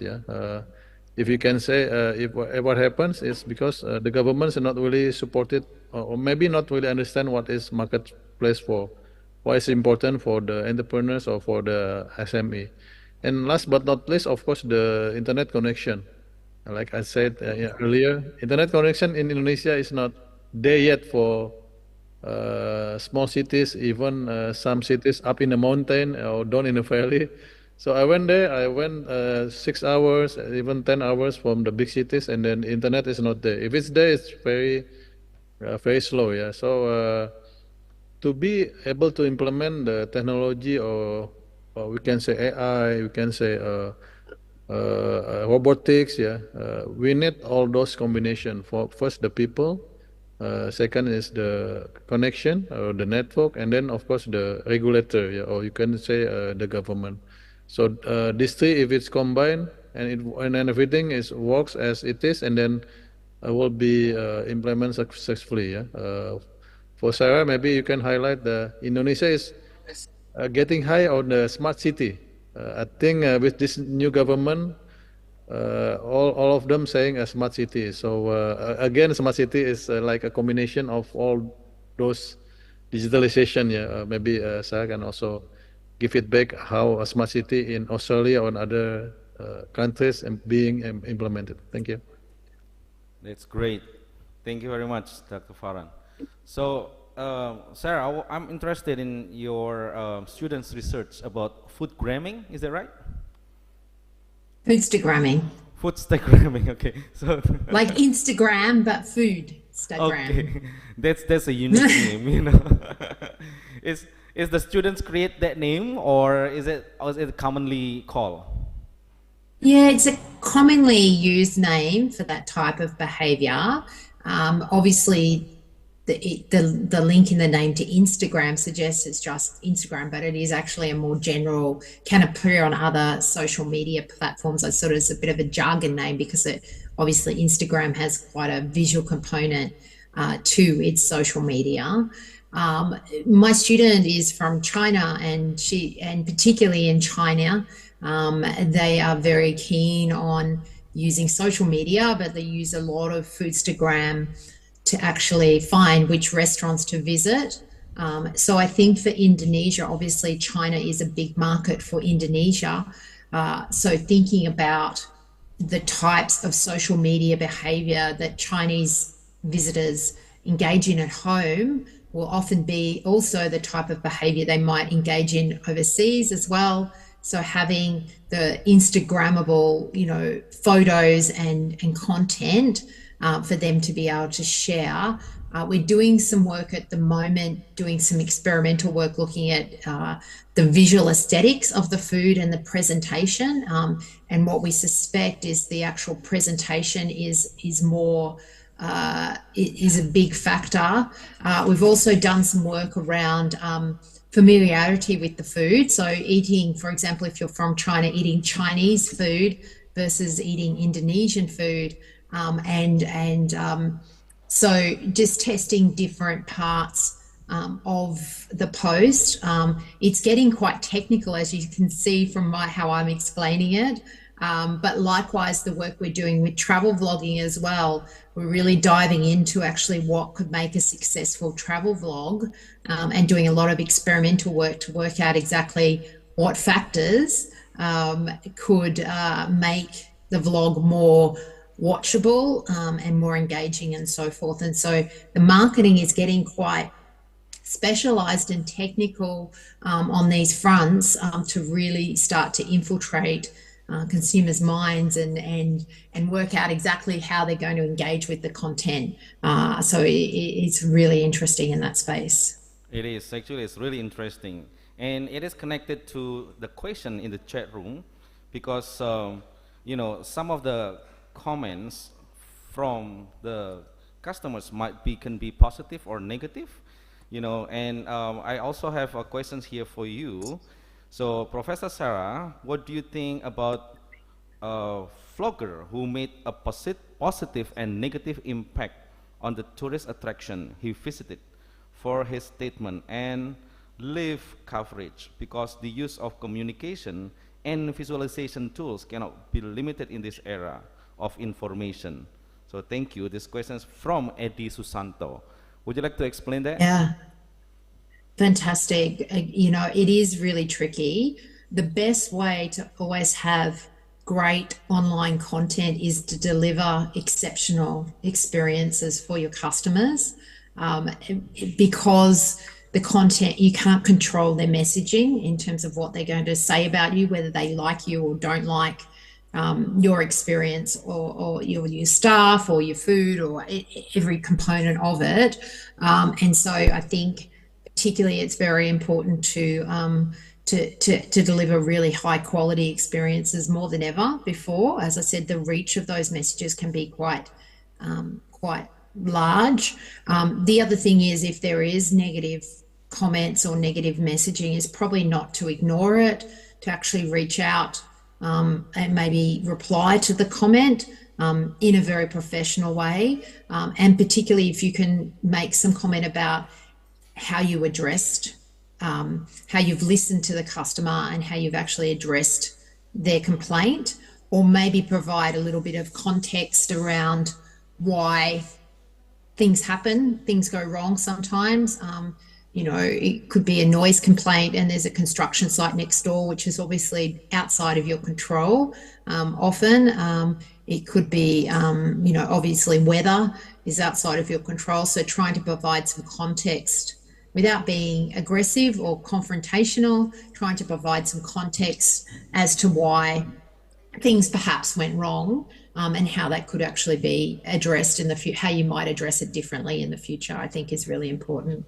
All right, so in conclusion, actually, the negative comments can be avoided, but we need to actually try to get a way around it, you know, like how to make them satisfy and, you know, to make them come back, for example, like, you know, so it's not wise to, avoid the negative comments, but then we need to actually how to get around it. So how to solve the problems, is that right? Yes. A lot of businesses actually like to hear the negative comments sometimes, just in the sense it may identify problems within their guest experience, and then they can have a chat with their team about the comment, and try to find a way to make sure that doesn't happen again. And so in a lot of ways, paying attention to those negative comments and actually, you know, not just sort of disregarding them, but actually taking them on board and working out a way to ensure that that type of comment doesn't happen again, is a really good way of changing the narrative online. That's true. All right, that's very good explanations. Thank you, Sarah. Now we'll go to Dr. Farhan. I have a questions for you. This is from the chat room, from Maulizia Nur Fauzi.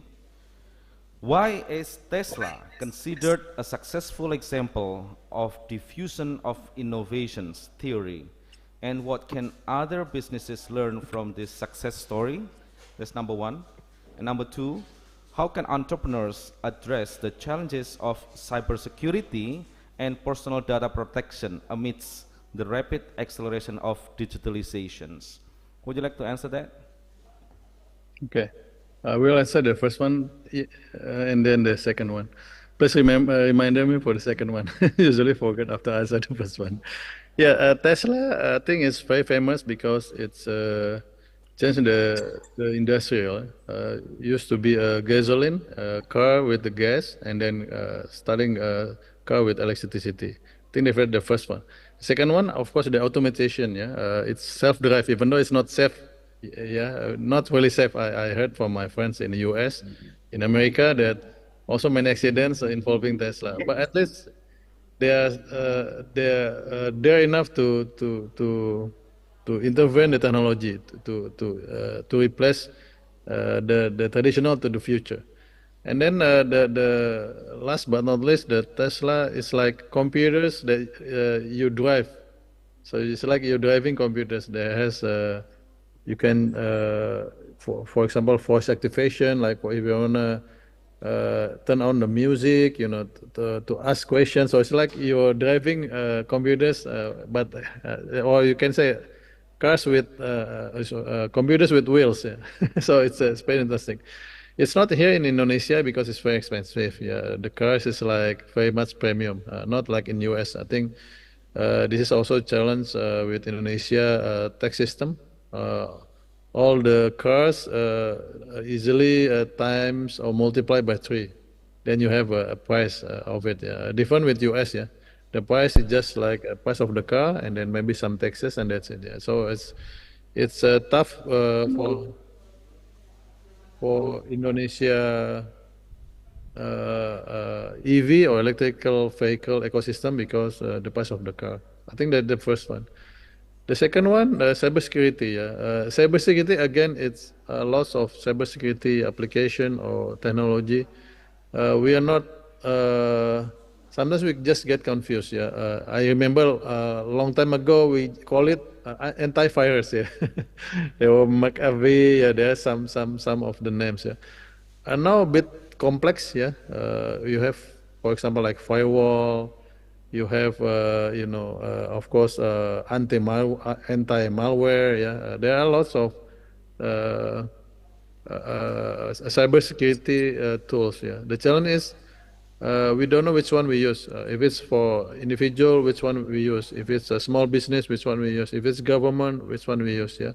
Again, maybe I can give recommendation for Stacia. Maybe next conference we can also talk about cybersecurity. Because security it's not about data. It's sometimes it's also a scam. So lots of scammer. Yeah, they're using AI. For example, I heard there are lots of scam using your voice, but with AI. So like it's like your voice, but start to scamming you.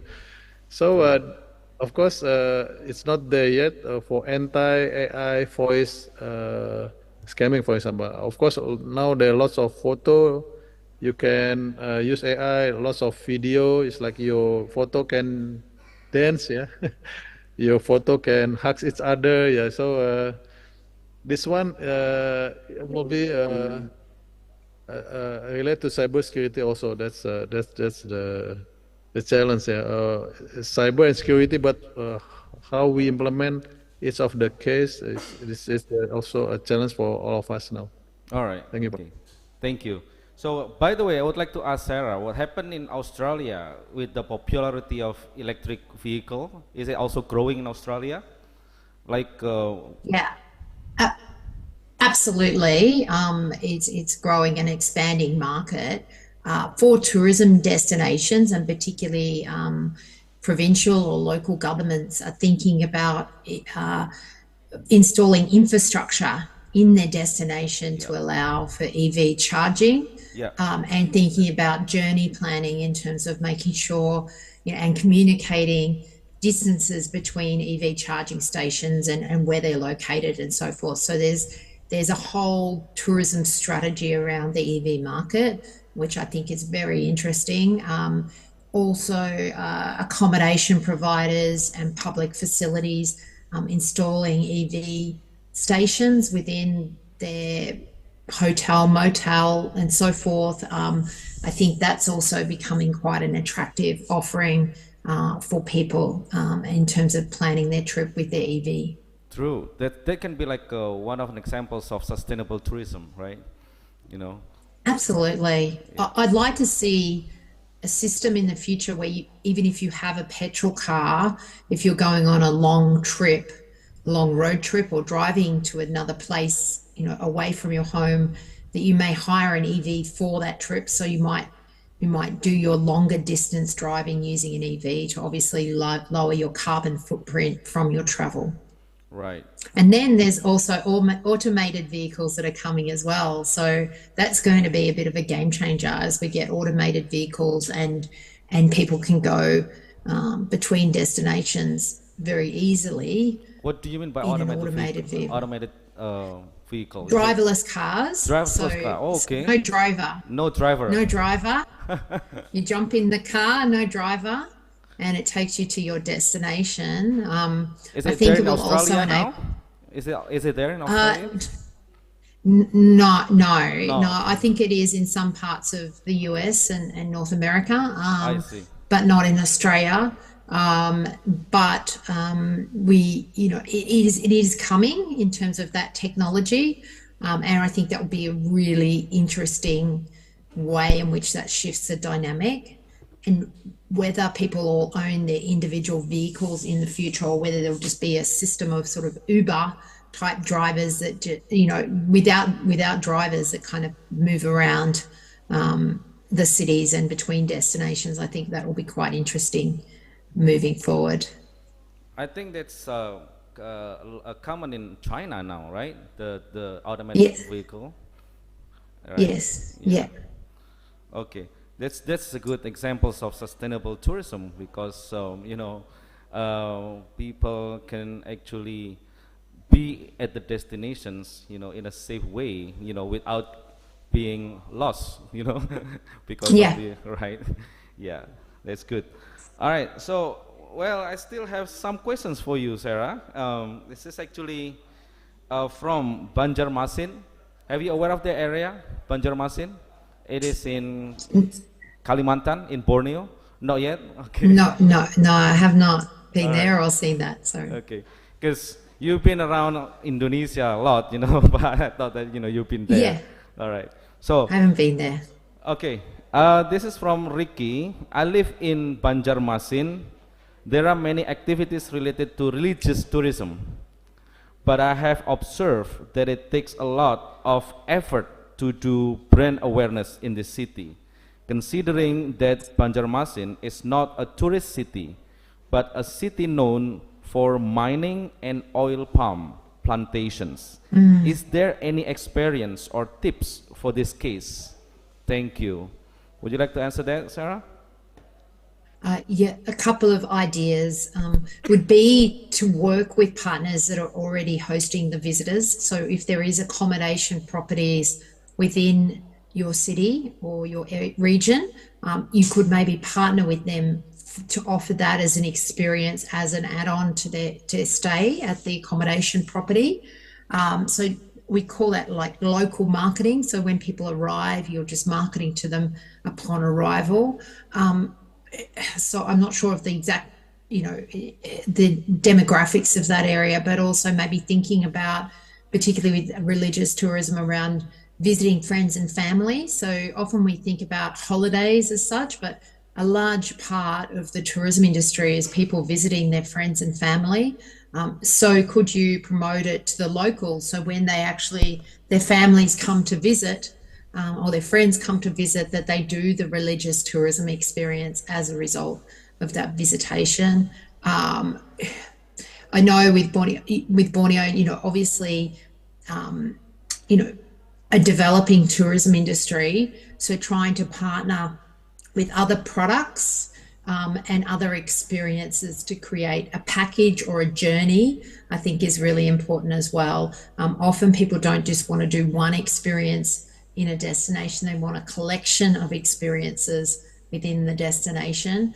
So finding other like-minded partners that you could actually work together to develop a package can be good, because sometimes it's very hard as an individual operator to market your destination without having having that network or even the resources to be able to do it. So partnering is really important in this instance.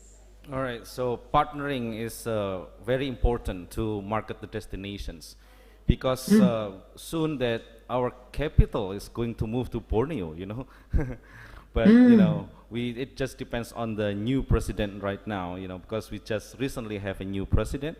So then, if he continues to the development of the capital city, it will move from Jakarta to Borneo, to Samarinda actually. And then I have a questions. I will come back to Dr. Farhan. Is that okay? All right. Okay. So Dr. Farhan, it's an interesting presentation. How can the integration of IoT and AI transform digital marketing strategies by enabling hyper-personalization and real-time customer engagement? And what are the potential ethical issues associated with leveraging such as data-driven technologies? This is from Usmiati. All right, please answer that, Dr. Farhan. Yeah, a question a bit complex. So again, as a marketing, normally we can call it marketplace, and then still it's like it has an AI for now. Yeah, it's not so fresh yet to be seen outside the marketplace, but it already has an AI. For example, when you type COVID, for example, it will give you some recommendation. It's basically has an AI features inside. And of course, if you have AI, if you have a marketplace, it will including a data-driven, yeah. So because AI and data-driven, basically you need to combine both of them. As of IoT, yeah, Indonesia not yet here. In some of the area already. For example, if we go some of the countries, they already have self-checkout. Self-checkout means you don't have a cashier. You go to the cashier itself, and then it will. First, you have to identify yourself. Yeah, they use your face like a facial recognition to log in, and then sometimes you need your credit card to be ready, and then you scan the products. Yeah, I think it's been tested in some of the big cities, big countries, yeah, like US, Korea also, yeah, but not yet Indonesia. I think it's coming, yeah. But again, it's depend on the user itself, because technology also need user to using it, yeah. And then of course there are some flow. For example, you need honest people to use the self-checkout, yeah. Even in some I area, think it's common in Australia. Is that right, Sarah? Like in Woolworths or in Coles, we do have the self-checkout. Is that right? Yeah, absolutely. And when they started, everyone said, "Oh, these won't work. I'm going to want to have a person." But now the majority is self-checkout, and there might be just one open lane for where there'll actually be a person serving you. The majority of people self-checkout, which is amazing, I think. But it's not yet in Indonesia, Yeah, not yet, but I think it's coming. Yeah. Yes, Indonesia duplicating the nearest countries like Australia and Singapore. Exactly. Yeah. It depends on the consumer behavior. The other thing that's happening in Australia is the click and collect. So not even going into the supermarket, ordering all your groceries online. You pull up in your car, they bring the groceries to your boot, and then you just load it into your car. Interestingly, if you have a problem with an item not being delivered, you're then sent to a AI voice recognition robot that then does all your refund for you. So you're not talking to a person, you're talking to a robot in terms of that's nice. The phone experience. Well, yeah. So that's a good experience for customers. Okay. Yes. Good. All right. Thank you, Dr. Farhan. Thank you very much for the good explanations. I still have one more question for you, Sarah.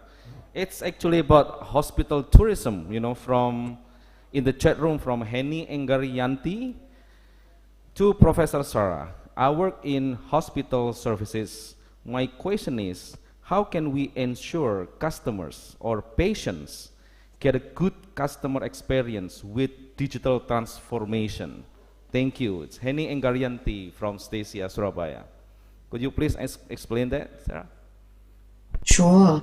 Well, I think digital technology can really be wrapped all around particularly the medical tourism experience as a way to prepare visitors who are coming for medical tourism, but also to monitor them both during their stay in Indonesia, but also upon their return home. There's lots of ways in which you can use it as a feedback system, as an information gathering, but also a feedback system. So I think thinking about it in terms of the two-way communication and how that's going to interact between the patient or the visitor and the provider.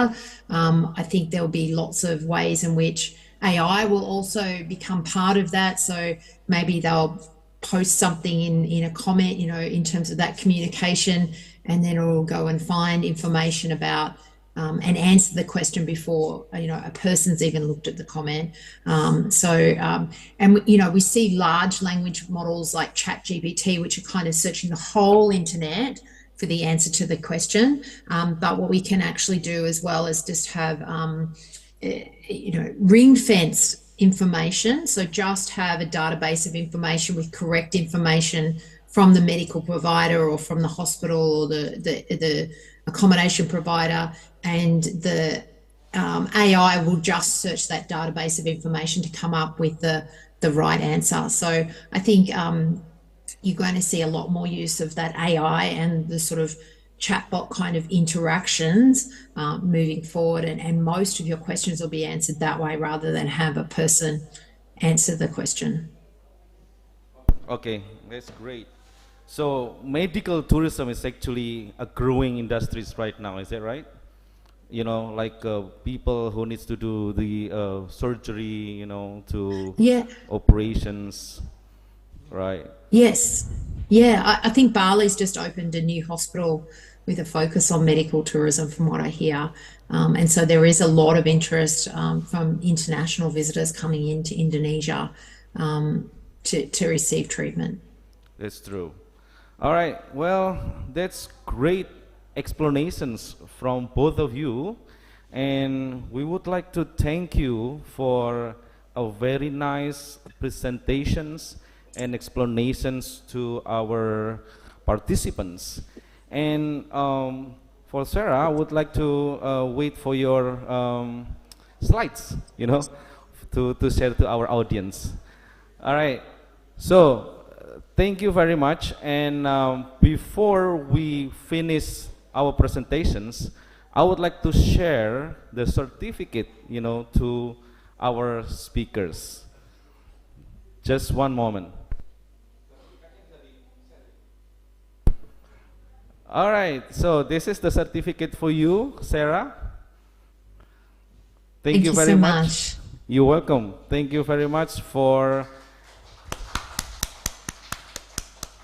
Thank you very much for your contribution to the 4th ICOBUS 2024.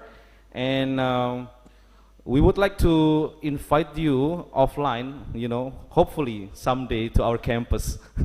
Okay, thank you. I'd love that. Thank you so much for having me here and joining your group today. You're welcome. Thank you, Sarah. And the certificate for our next speaker, Dr. Farhan Jaya. Okay. Thank you. Thank you, Stacia. Thank you, Dr. Farhan Shah. So this is the speaker, and thank you very much for your contribution. And please, we would like to perhaps invite you as well to the campus, offline. So, okay. Thank you very much. Please. And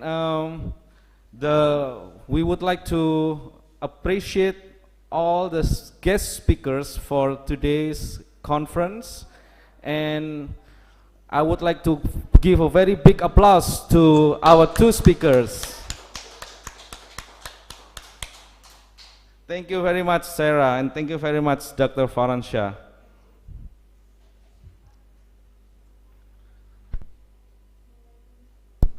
Okay, to all audiences and participants, presenters for this conference, we will have a break for about an hour.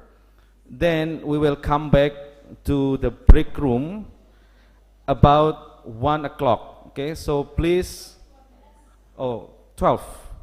I'm sorry, we will come back to the break room at 12 o'clock. Okay, so 12 o'clock. So we will have a break from 11 to 12.